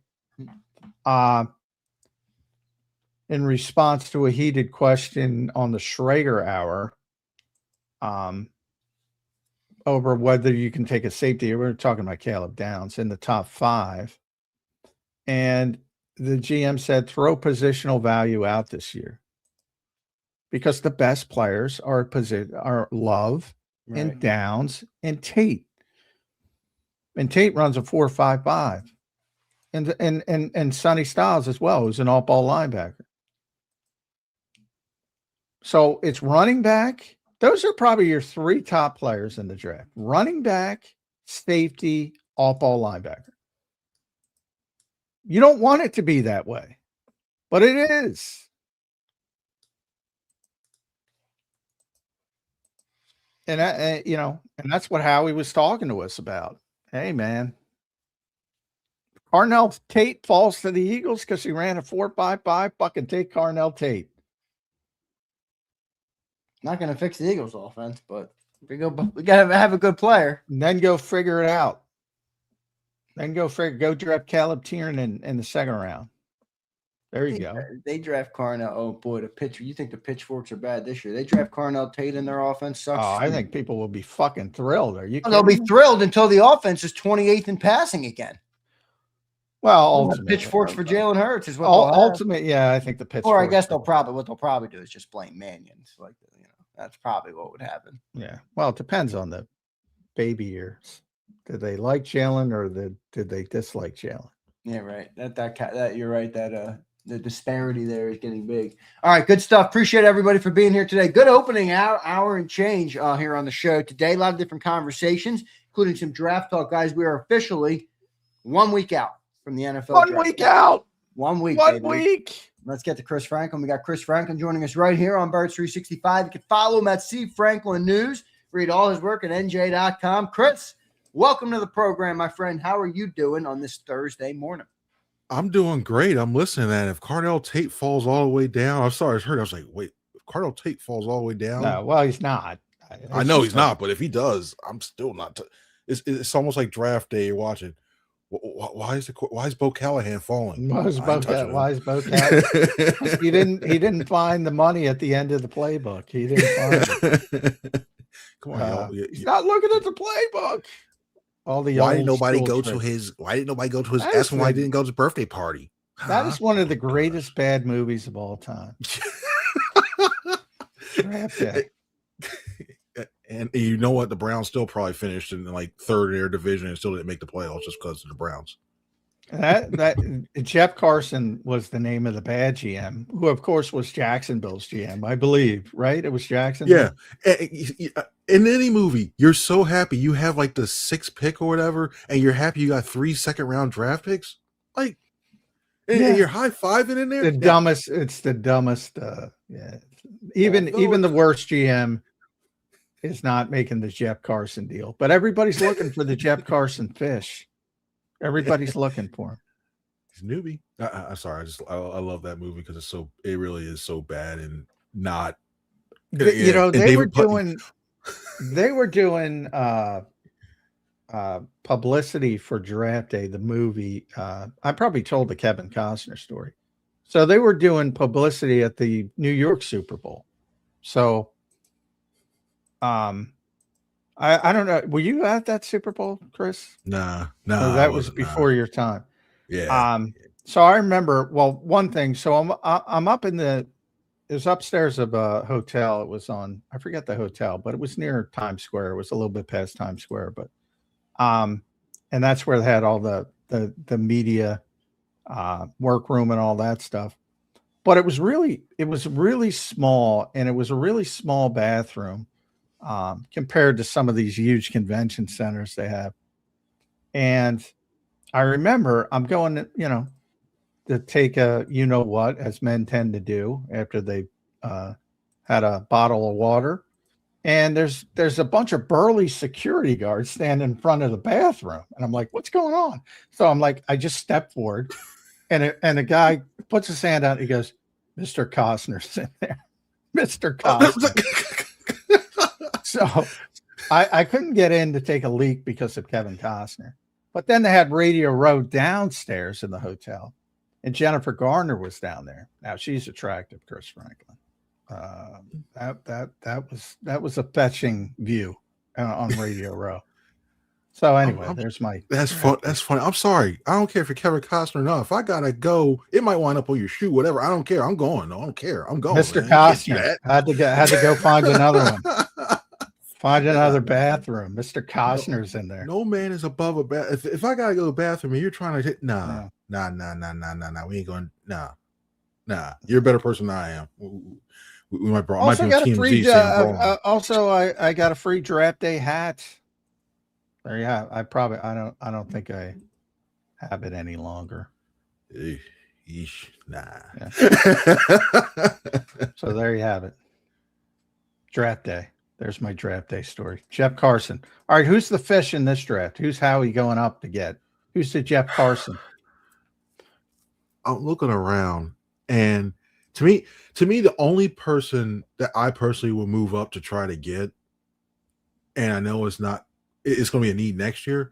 Kenyon Sadiq's the only guy I'm moving up to try to get. Yeah, a lot of Sadiq late in the process. Because I just look, because I don't think he goes past the Ravens personally. But if I don't think he's going to be at 23, number one. No, for all that, you have to trade up. Oh yeah, no, he's not. He's because he's too dynamic in what you can do. You can use him as a wide receiver. You can use him as he can. To me, he's a combination guy. You can play him anywhere on a receiver spots. But if he gets past the Ravens and he gets past the Tampa Bay Buccaneers, I'm sorry. I know you have 8 picks. They probably use 7. There's not that many other people you're worth trading up for. Even if you have 2, even if you got like a third, or you get, I'm not giving up 2027 picks, but if you give like a third, he's the type of guy I would consider giving up a 3rd round pick to move up that far to get, because we now all of a sudden we know how much this Shanahan offense uses 2 tight end sets, and even though he probably this is going to be Dallas Goedert's last year and all that, all of a sudden you run a 12. We've been saying that for 2 years now, by the way. It just keeps going and going. Yeah. But imagine. You got Dallas Goedert and you got Kenyon Sadiq on the field, up the middle, putting pressure on safeties. You mean to tell me if the way they run vertical, the way they can run runs after a catch, Devontae, AJ, whoever I'm not getting in that all thing, but just in case, whoever's out there, whatever, with the wide receivers they have now and the speed they have now, you mean to tell me Saquon's going to love it, because all of a sudden now, I think he runs in lighter boxes. You don't have to put that one. He runs in lighter boxes. 2, your vertical passing threats are going to be there. And 3, I think you add more. You put more pressure on the deep. I just like, he's the only guy that if he ever fell that way, when you look at anywhere from the 16 to 18 range, if he's still on the board, that's the guy I'm jumping up. I'm running like, hey, have this. I'm running. See you later. And all of a sudden now your offense looks completely different. He's not going to fix the offense, Chris. I'll say this. I mean, if this offense doesn't do well, I think we're all looking at a whole new another offensive coordinator next year. Because we might be looking at more than just a new offensive coordinator. Yeah, that's what I'm saying. Yeah. At what point do you go through and you say, well, maybe it isn't the coordinator? At what point do we get to that point? Because I mean, they ran a bunch of hitch routes with Kellen Moore. They ran a bunch of hitch routes with Shane Steichen. They ran a bunch of hitch routes with Brian Johnson. Everybody runs 4 verts. Ironically, nobody runs more 4 verts than the Green Bay Packers. I think the funniest thing in the offseason was Jason Kelce trolling Eagles fans by when Sean Mannion got the job. The first highlight he showed on this podcast was him calling a hitch route. Well, he wasn't calling it because he wasn't even the coordinator, but you get the point. They run a bunch of hitch routes. At what point do we look in another direction? Or is it just too simple to blame the coaches? To me, the whole hitch route thing, I think they spammed it way too much. That's what I think it's that you can't, like, it's almost like when we were talking about the RPOs before. where it's a necessary part of an offense. It's a matter of you have to either A, dress up to look better, B, stop running in every other play and everything else. And I think those are the factors that we're looking at here. And that's why it was like, well, here goes a hitch route. When you have a dynamic guy like AJ Brown who can run the good digs, who can run the comebacks and everything, other things like that, instead of running like, okay, 8 yards, come back, 8 yards, stop. I thought the way that they have for that one too. The Eagles have 8-yard hitch routes, 12-yard hitch routes, 16-yard. They have a variety of hitch routes for different depths and different layers. I can confirm that 100%. But at some point, and now we know because of the excellent piece by Jeremy Fowler and Tim McManus, our buddy. I guess who wanted 4 birds, Chris Franklin? Yeah, with the season on the line. Yeah, it was an interesting call. I'll say that part is an interesting call. That was well, you know what the problem is, and again, nobody has used 4 birds more successfully than the Green Bay Packers. You can look at Brett Favre back to Aaron Rodgers, all the way back to Brett Favre to Aaron Rodgers to Jordan Love. Nobody uses 4 birds more and more successfully than the Green Bay Packers. The problem is not the play call, Chris Franklin. The problem is you got to recognize the coverage, and if you see quarters, then you got to get out of it. Why is not enough people brought that part of it up? I think that's a valid point because you're basically running all those guys directly into where the defenders are going to go. So it is a valid point. I also look at the fact that I'll counter with this and say even if you think you're the off-ball guy or you're the dummy route, if you're going to a side and you're AJ Brown, you got to act alive like you're going to get the ball. I think that's another thing as well too, because anybody can be a thing, and especially in that situation, if you're going to go YOLO and throw one of those jump balls, go to the guy you think is the best receiver. But I agree with you. Like, it is tough. Like, I don't understand why they didn't check out. I don't understand. Like, and I think it goes to a lot of other problems that you can look at, whether it be getting out the huddle quick enough to be able to give yourself time to make sure you can check out of that and look at it better, read the coverage that way.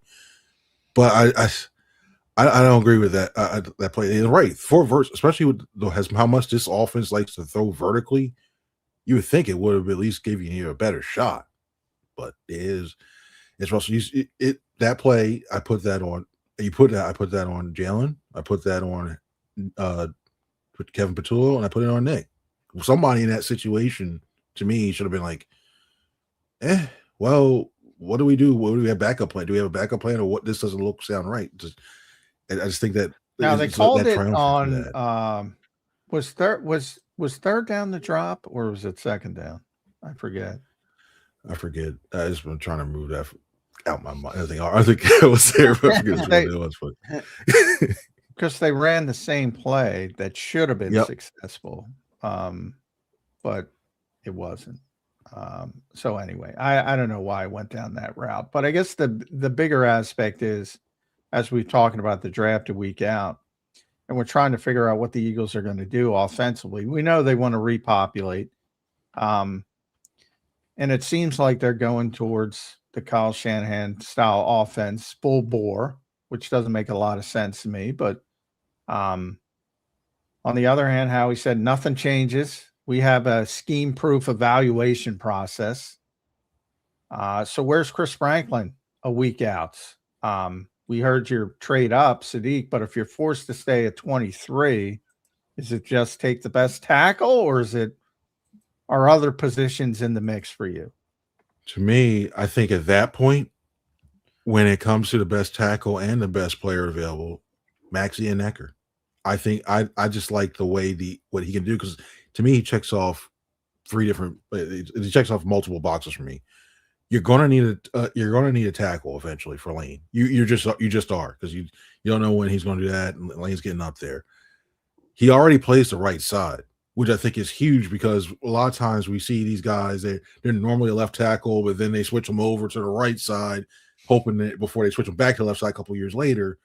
And if I have somebody I want to make sure that is ready to go or fill that spot, I want somebody who's comfortable with the leg, because we know these guys are creature of habits, doing the same dance with back and forth, trying to drop back the same leg. I like the fact that he fits into there, and also the fact that he's good.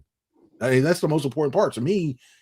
When you get into that area of space, when you look at the nastiness he could potentially bring, and if he's refined well enough, and this is going to go on your offensive line, your new offensive line coach, that this is completely different. So we're still waiting to see if he was able to develop him and refine him. I think you got a guy there that's going to be there for 19 years. I think Ian Necker can be that guy. So unless to me, Sadiq is that unicorn that's there that I would willing to give up in a normally weak class. In this overall draft class, I'm not giving anything else to move up. I think he's no matter what to me. I think he's the guy that I would go with. I mean, and also he was a Senior Bowl guy.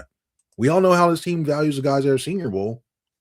He's there too. So, by the way, did you hear DaCosta talking about the weakness of this draft? No, I didn't know. It was taken. This draft class was taking strays from Eric DaCosta, man. Well, he was talking about. He said probably about half legit first round picks, so probably about 16 legit first round picks. Not good if you're a 23. And then he said 200, not players on the Ravens board, that'd be quite a lot, but 200 draftable players the Ravens have surmised. And obviously I believe there's 257 picks. So I wouldn't expect them to try to get back in the 7th round, the Eagles. And that's the thing too. Like, I hear everybody talking about there's going to be a lot of trades. I think, okay, it can be a lot of trades in the first. Maybe I think there's 2 areas where I think there can be a lot of trades. Somewhere in the top 10, I think potentially, because they're all guys who could potentially be starters. I think that's there. And then the back end of the first round, somewhere around 28 to 32, just because you have guys at positions such as left tackle, edge rusher, corners, where you get that extra year control, and it makes sense financially to have more control for that player. But other than that, I'm not giving up a 27 pick, because we look at that. 27 is the ultimate trickle down. You can add like franchise changing draft, because there's going to be so many quarterbacks taken. All the other positions are going to start falling down, and then just it falls down. It's great. You know what, though, Chris? If you go back to last year at this time, people were talking up how good Garrett Nussmeier was going to be, how good Cade Klubnik was going to be, how good Drew Aller. That's a first-round pick, Drew Aller. Even then, I'm like, beware of Penn State quarterbacks, Christian Hackenberg. Yeah. I'm just saying, you hear this every year, and then they get on the field. Now, in Nussmeier's case, I think he can still play, but he played through injuries last year. Klubnik, though, and Drew Aller, I don't, Ty Simpson, I think will go in the first round for the exact reason you said, because somebody will come back in to get that 5th year in case he hits, to get that extra flexibility. And you don't want 4 years like Tyler Shuck. You want that 5th year. So it's a little bit easier on you, but yeah, I'm not in love with this draft as a whole. So I'm sitting there at 23, and I got to do this mock draft tomorrow with Zander. I got to do my mock draft on Sports Illustrated. I've never been more unclear of where the Eagles are going at 23, because I don't think anybody's worthy. I hate the edge rushers. I don't like the receivers, but I love them in the 2nd and 3rd rounds. I think that's where you're going to hit in this draft. That's where good teams are going to differentiate themselves, because I think there's going to be value 2nd, 3rd, and 4th round. I think that's where you make your hay. Agree or disagree? I agree with that. And the fact that guys like Eli Stowers, who I don't think he's first round talent. There's stuff there. He's still kind of learning the position as a tight end. And to me, he's more like a wide receiver. But I think guys like that, he's like the Trey McBride type that you can look and like, wow, he's really good. Like, he can be really good. He can get you a lot of receptions and a lot of receiving yards. McBride. Nobody knows about Trey McBride because he's on that crappy team, but he's good. Good player. Trey McBride doesn't want to know about him because he's with the Cardinals. I think it's one of those things. He wants to get out of that. I forgot that. He signed a big deal, didn't he? Yeah. I never fault a player for taking money. No, I don't fault, especially this young, because the second and third contracts, and you're that good, take the money while you can. That's literally signing a deal. It's signing a deal with the devil. You're already playing in a hot desert already. You're playing for Arizona is asking for a revolving door of just sadness, being in the NFC with seeing all the other NFC West teams, and then you're just looking there like, I'm here. But I think Stowers can be a guy like that, but you don't know. Like, this is the ultimate draft class where you're looking like you got your clipboard guys quarterback wise going, well, they're not really going to, besides Mendoza, even Simpson, I'm like, like, these are your ultimate guys on Mendoza, to be honest. I'm like, really? Is there a chance the Raiders throw a major wrench and just don't take him? No. Trade it, anything? There's a chance. If they hire me, there's a chance, but I don't think unless we see a draft night thing where, like, all of a sudden Mendoza was in Vegas before and he's wearing the bong mask and we're all like, he's a good kid. Huh? Yeah, and you don't see that. So I don't foresee that. Now, I think two might get interesting with the Jets. I know they're looking as edge rushers. Maybe you get a trade down. I think everybody's going to want to trade down. It's like, nah, like everybody's going to want to trade down. Everybody's looking up like, I ain't paying that price. Nah,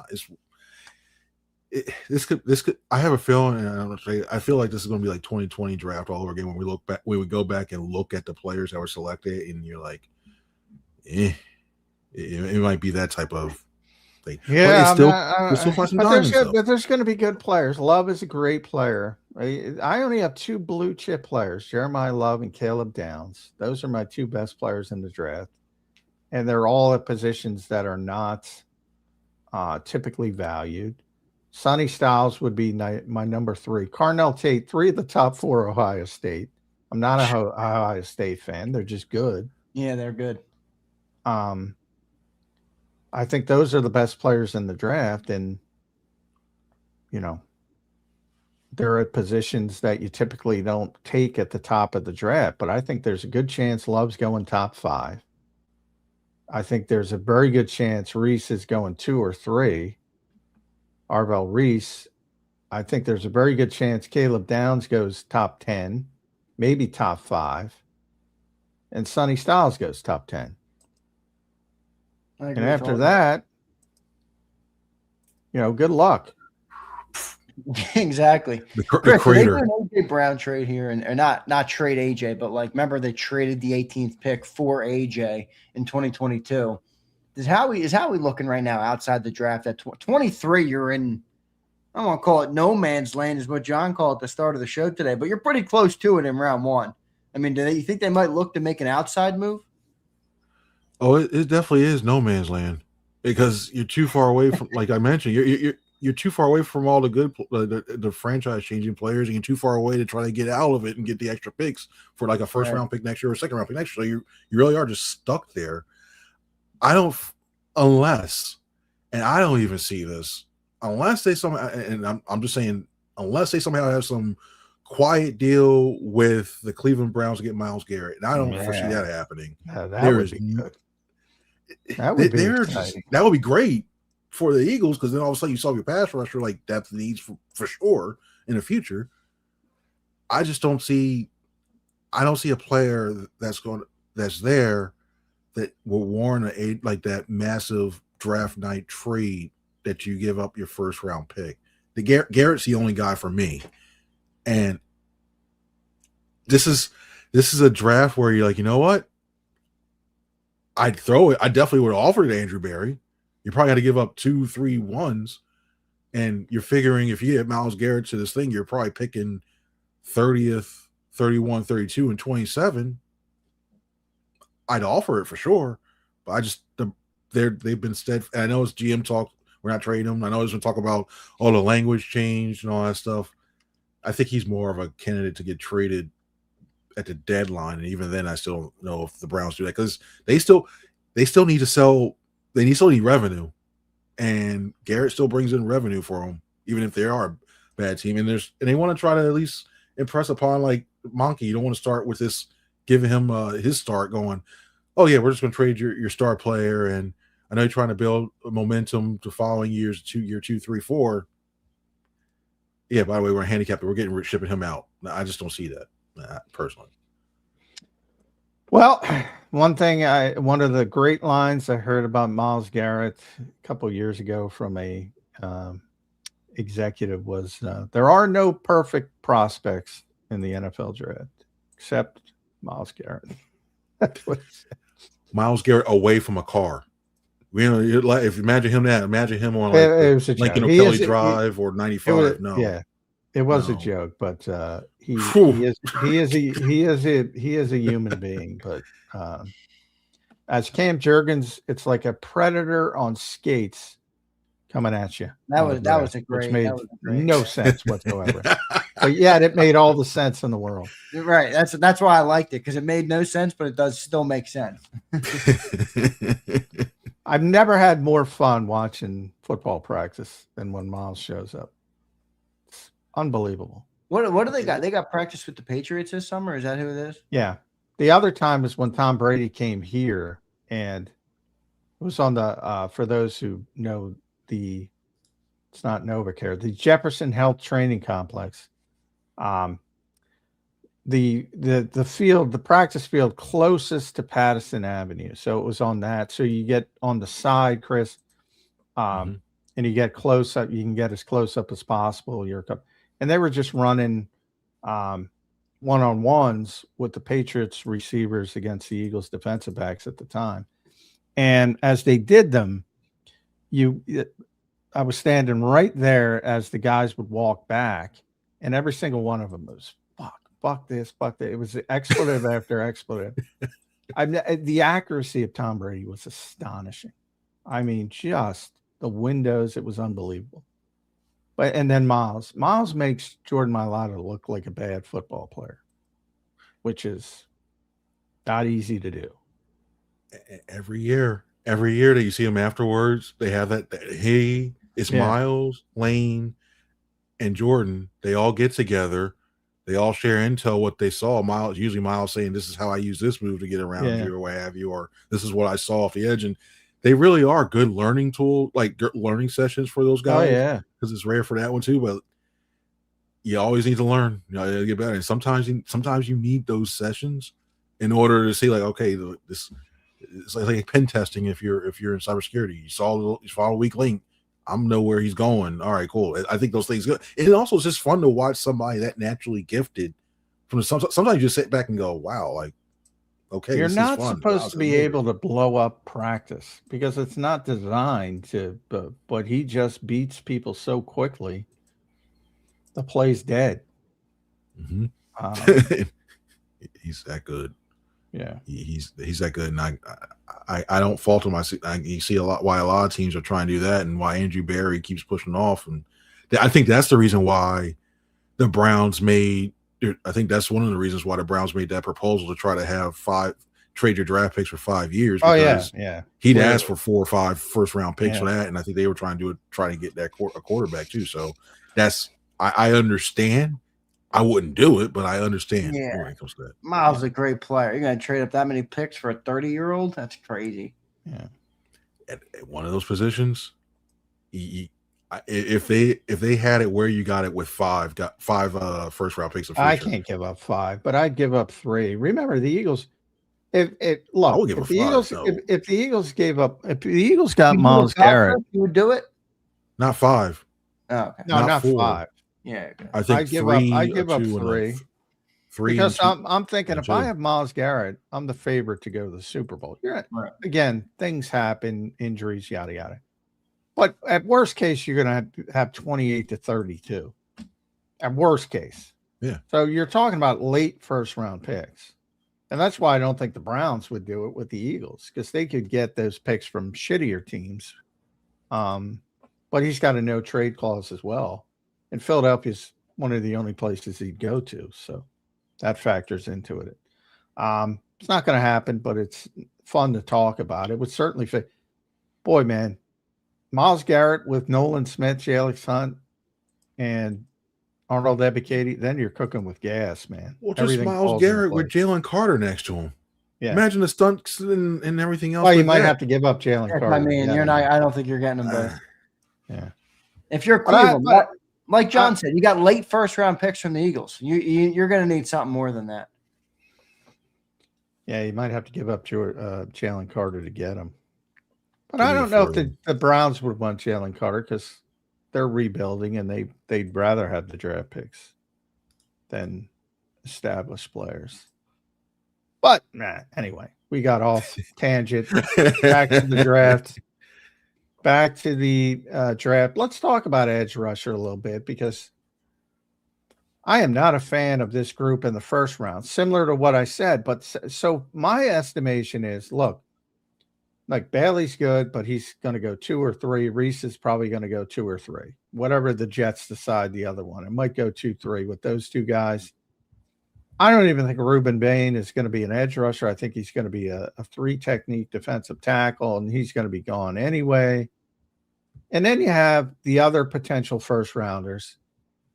Messidor, who's old, and you know how he doesn't like to take old prospects in the first round at least. TJ Parker's good, not great. Keldrick Falk, who I think is a defensive tackle. I can't take any of them in the first round. And then in the second round, Chris, you have Cassius Howe, you have Romello Height, Gabe Jacobs, maybe Zion Young, Malachi Lawrence, Derek Moore. I'd rather take one of them than waste the 23rd pick. Yeah. See, I kind of like, personally, I kind of like Falk, even though he's bigger. I think one thing, especially we've seen with this defense, is that they still have some issues containing the run on that side. And I know it's not the sexiest pick to try to say, okay, you got to run stuff for there. I still think he's athletic enough to still develop that speed around the edge and that pass rusher. And you can still mix guys around. You use Carter on the edge sometimes. You still use, or at least for the time being, Morrow on the edge, stuff like that. On the edge, stuff like I still think he gives you some positional flexibility where you can really get creative if Vic can use them, and that would be fine. But yeah, at 23, no, I think this is more of a second, third round. I mean, one guy I like, even if it's a quasi sleeper, but if you feel like in day 3, maybe somewhere around 5th round, 4th, 5th round, like that, I like Michael Helderman. He's in Central Michigan. I like the fact that he's just constantly, and you can say, well, he plays in the MAC and he doesn't see the SEC type stuff and that where. You said that about Quinion. It's worked out with Quinion in Toledo. Yeah, yeah, you really can. And the one thing I like, he can sit. I'm sitting there watching, and I wrote notes like during the season. So I'm not like a Uber drafter or that, but sometimes like if there's a guy that I see, or there's Tuesday Max or whatever, there's a guy I see. I'm like, all right, keep it in the back of the eye, keep a notepad, stuff like that. He's one of those guys. I look at the fact that he constantly beats more often than not, he beats the tackle that's across from him. He gets that space. I think he had like 10 sacks or something like that this past year. He's a guy where I want to invoke this name, but I hope it turns out differently. But remember how the Eagles talked about Teron Jackson?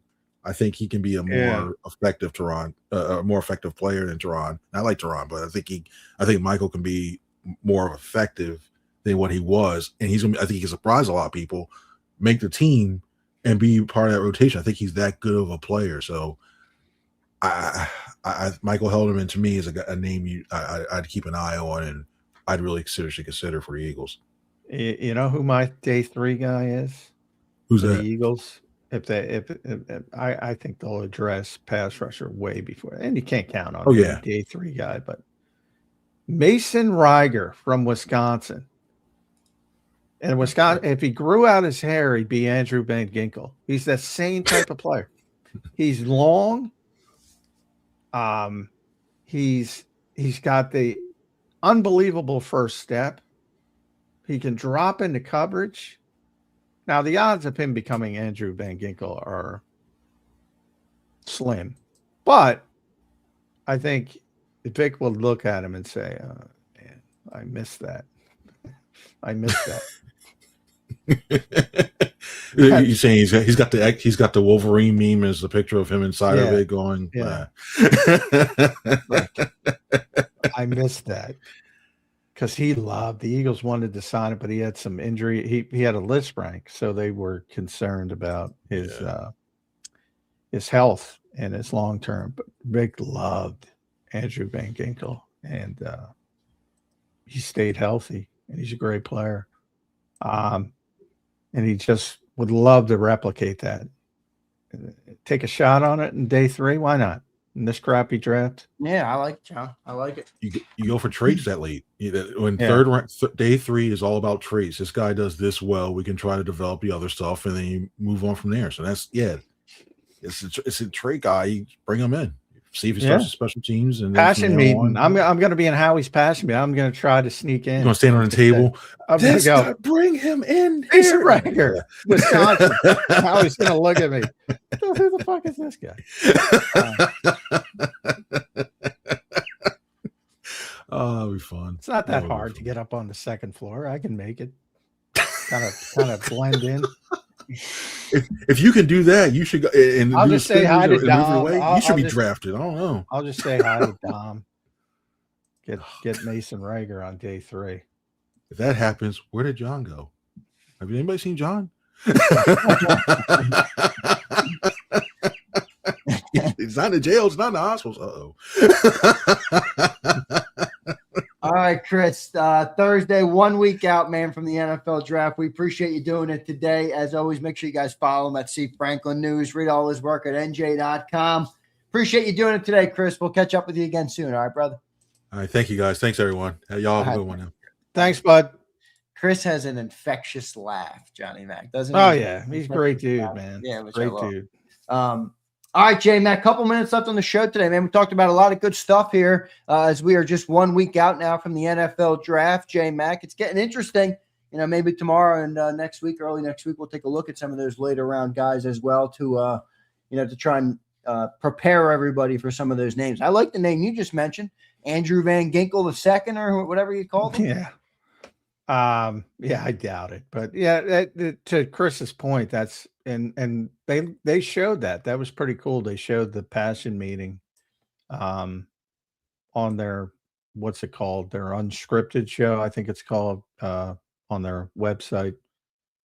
They showed clips of it, obviously heavily edited, but you got to see every Sunday before day 3. They let the scouts in and the personnel guys, and they all get to lobby for,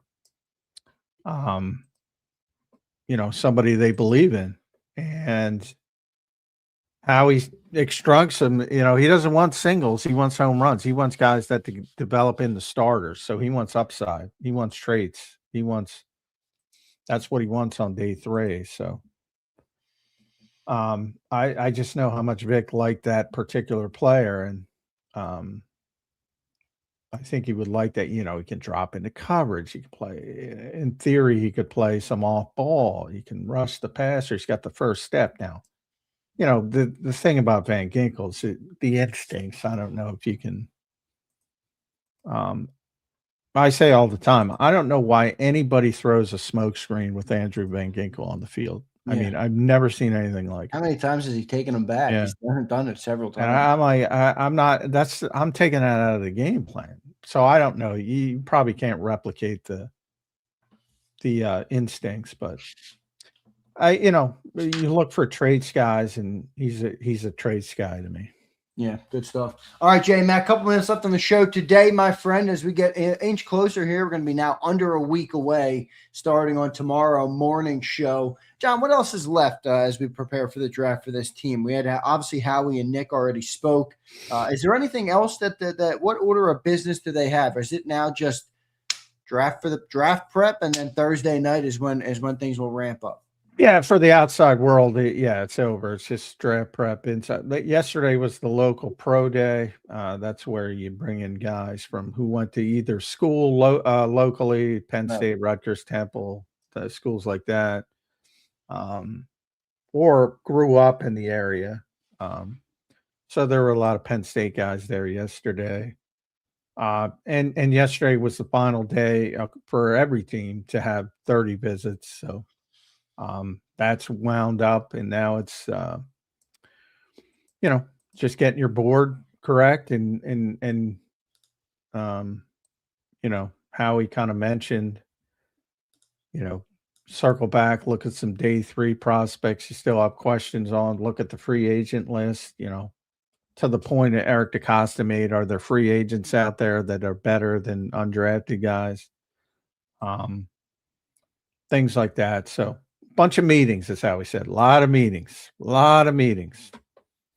to try to, and then you start talking about, I think that's another thing that is a little bit misunderstood. Like before the draft, this week before the draft, you sort of try to lay the groundwork for a potential trade. So they do their own mock drafts and they come up, as Howie says, you prepare for the worst scenario, the worst case scenario.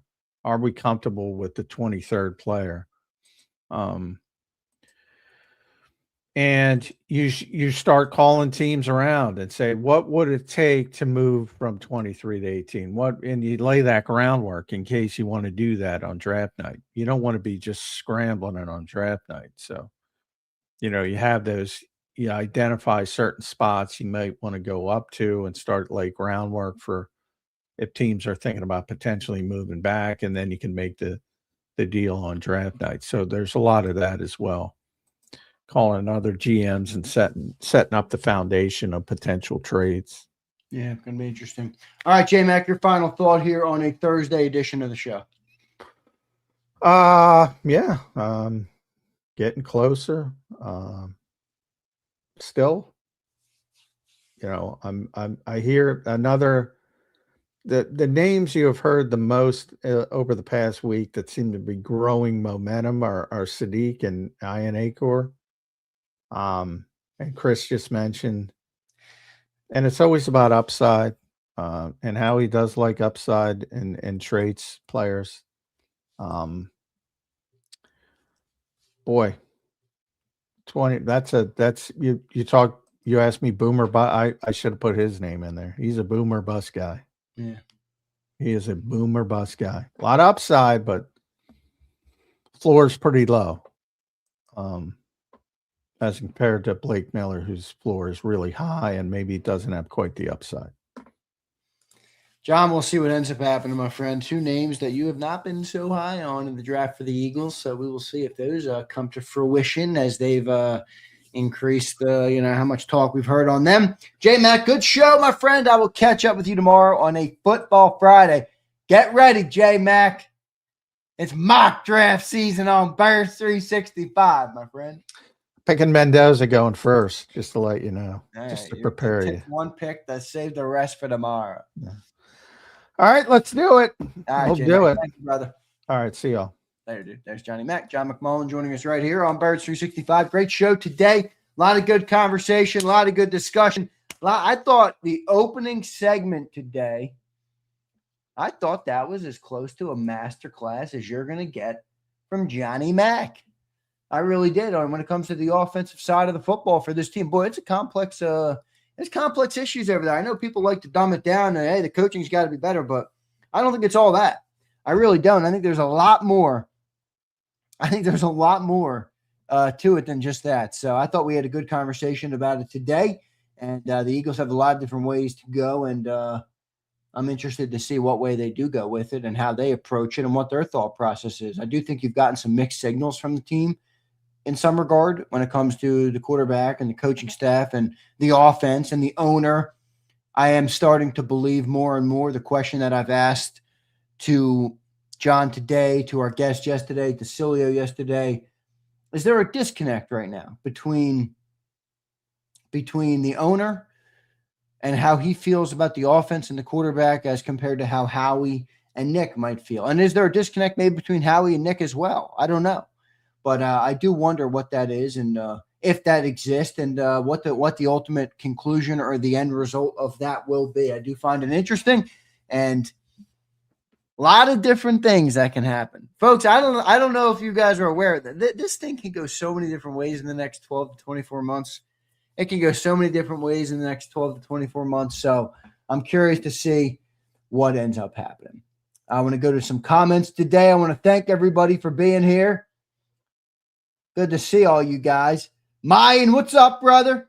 Sig Lord, Brian Fleming. I don't think so, Brian. Probably not. I got to record a video. You're Sonny Buckets. You're not talking about tax returns, are you? I did my. Oh my gosh! If you saw the size of the tax bill on my desk right now, oh gosh, mine. I don't know how you guys want more taxes. I just don't understand it. The tax bill on my desk right now is ridiculous. This is the downsides of being you're having your own business. Absolutely brutal. I set my accountants up for the new year. In 26, I'm doing quarterly. I'm not doing the end of the year. I'm not doing the end of the year shit. It's brutal. Wawa coffee. I don't drink Wawa coffee. It's Sig. I don't get it, man. Mayan, come on, man. You know this is never how it goes. He says more taxes on, but we don't need to get into politics today. But yesterday was tax day.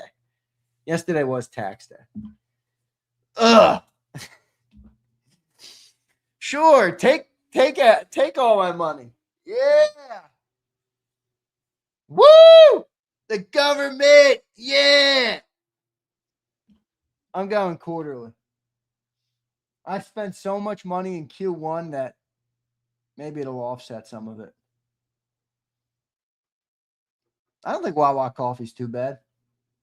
I'm just more of a Dunkin' guy. I already told you guys this though. I'll be converting. It's going to be hard. It's going to be hard for me, but I will be moving. Keith, I'm aware. Thank you. But sometimes Keith, when you're bootstrapping a business specifically, a little inside baseball for those who are interested in the entrepreneurial battles. You need that cash, dude. When you're bootstrapping a business and you don't have any investors and you don't, everything I make, I spend on business, on payroll, on software, on everything, dude. So it is what it is, man. I can't always make the quarterlies, but I'm more set up to do it now. So it is what it is. 15K back, 11K back. Sometimes I hear that and I'm like, shit, man, you guys got it made. You're getting money back? Holy shit.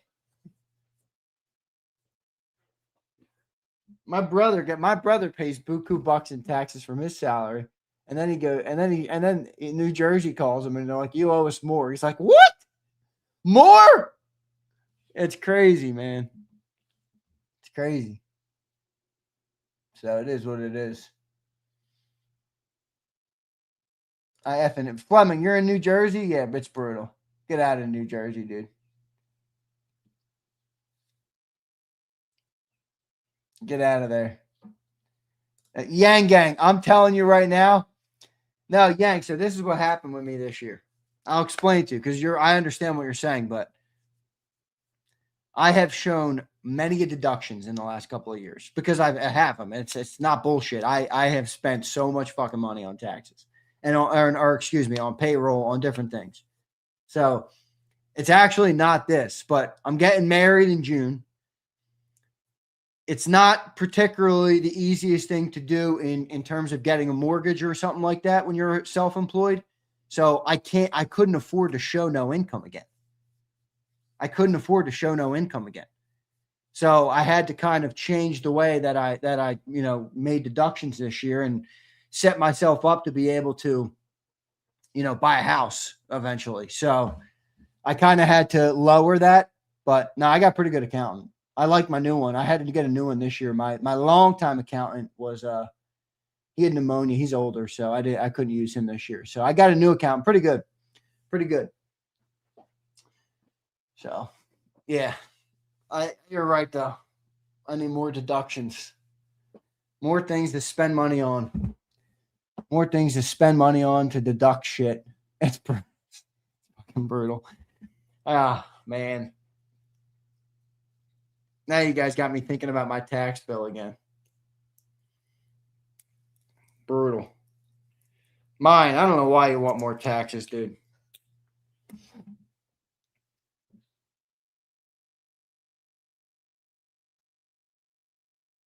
It is, Yang Gang. You're 100% right, dude. It is. More jerseys for yeah. Mr. Sparks, Mrs. I'd love for that to be the case. Haddonfield's sick, but yeah, it's expensive to live in Jersey. I don't think it's worth it either, dude. I don't think it's worth it. I might dip and head to Florida or something. Mine, I'm not one of the wealthiest Americans. I promise you that, bro. No way. No way. No way. You hiring any editors soon? Oh, I like it, Mello. Not particularly right this second, but I could use one. You know what I could use is I want one for I really want an editor for my other channel, not for its JAKIB is less editor intensive because it's talk. You know, I talk every day. I could probably do more for sure, but you know, I haven't made that style of content on JAKIB. My car channel would be elite to have editor for. It'd be sick. Yeah, Fleming, Anthropic is killing me right now, dude. Anthropic is killing me. Yeah, I got your card or small BGG. I didn't forget about you. I'll send it with your I ordered your shirt yesterday. That doesn't come from me though, so that'll come, but I still got yours. Order them Sadiq jerseys for giveaways. Gary, I don't know, man. I don't know.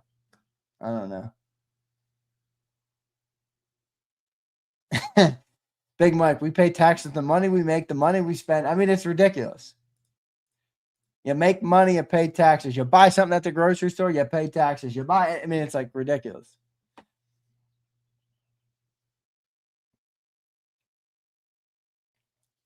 Ian says, Zander, do you still have any home opener? Maybe, dude. Text my pop. He might, dude. Or he might be able to get him, you know. Let me see if I can put his number. Just text this number. You don't have to text Birds 365. Just text the number, Ian, on the screen. 267-261-3428. If you text that number, I think you'll he might be able to.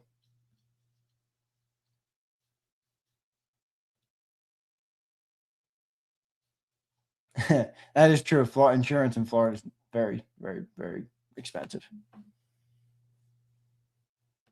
I know it's Sig Lord. I've fully accepted it. In a way, we're all in the corner chair, if you will, when it comes to government and paying taxes. We're all in it. We're all in it. I gotta go. Gary, North Carolina sounds banging. It does. It does. My brother might end up in Texas for a little bit. They might build a second place in Texas. We'll see what he ends up doing. He's got to go multiple warehouses, I think. Multiple labs, I guess they're called. So I got to run. I have to record a video. Speaking of it, Zander's ZK's Garage. I got to record a video today. So I've been on a Tuesday, Thursday post schedule, and I didn't record my video last night. I got lazy. All right. Take it from me. Don't get lazy. You know how I woke up? I woke up this morning feeling like a pile of dog shit. You know why? Not because I didn't sleep. Not because, you know why I felt like shit? Because I was a lazy bum last night. And instead of getting off Cilio and going and doing what I had to do, I got lazy. And when you're lazy, you feel like a bum. Okay? Don't be a lazy ass. There's nothing that makes you feel worse than being a lazy ass. You know, if you struggle with mental health, which I don't, but I obviously understand people do. If that's something in your life, my first recommendation is start filling your time in your days. And don't be a lazy bum. Don't lie to yourself. If you say you're going to do something, do it. I was supposed to record last night. I didn't do it. I didn't do it. I'm a lazy bum. Makes me feel like shit today. So now I'm going to end Zander time and go and film right now. All right. Can you claim still? No, he's a contractor though. He's a contractor, so yeah, right. That's obvious. I mean, that's obvious a business expense. If I didn't write all that off, I'd be fucked. I'd be screwed. I will say this. I don't even want to go there. I don't even want to go there. I'll say. Turning 28 soon. I guess May. Yeah. I'm pretty proud of where I've gotten. I don't want to be prideful, but I'm pretty happy with what I've accomplished as an entrepreneur. I know it's not over the top. I'm not anywhere close to where I want to be yet, and I got a lot of goals and a lot of things that I aspire to achieve. But I'll go back to the Yiddish proverb that John brought up today: "Man plans and God laughs." But anyway, I am happy with the amount of money I've been able to generate as an entrepreneur. I'm well into the 7 figures in terms of generated money. So pretty early in my career still, and we'll see where I'm able to take it. But I'm pretty proud of that. So I'll keep pushing. I appreciate all you guys for keep supporting. It means a lot to me. And we'll see what the Birds do, man. We'll see what the Birds do. We'll see what they do this year, how they do it. And like you all love my famous saying, we'll see what happens, Professor Brad. All right, guys, love all you. Hit the like button on the way out, and I will catch you guys later. See you guys. EAGLES, Eagles.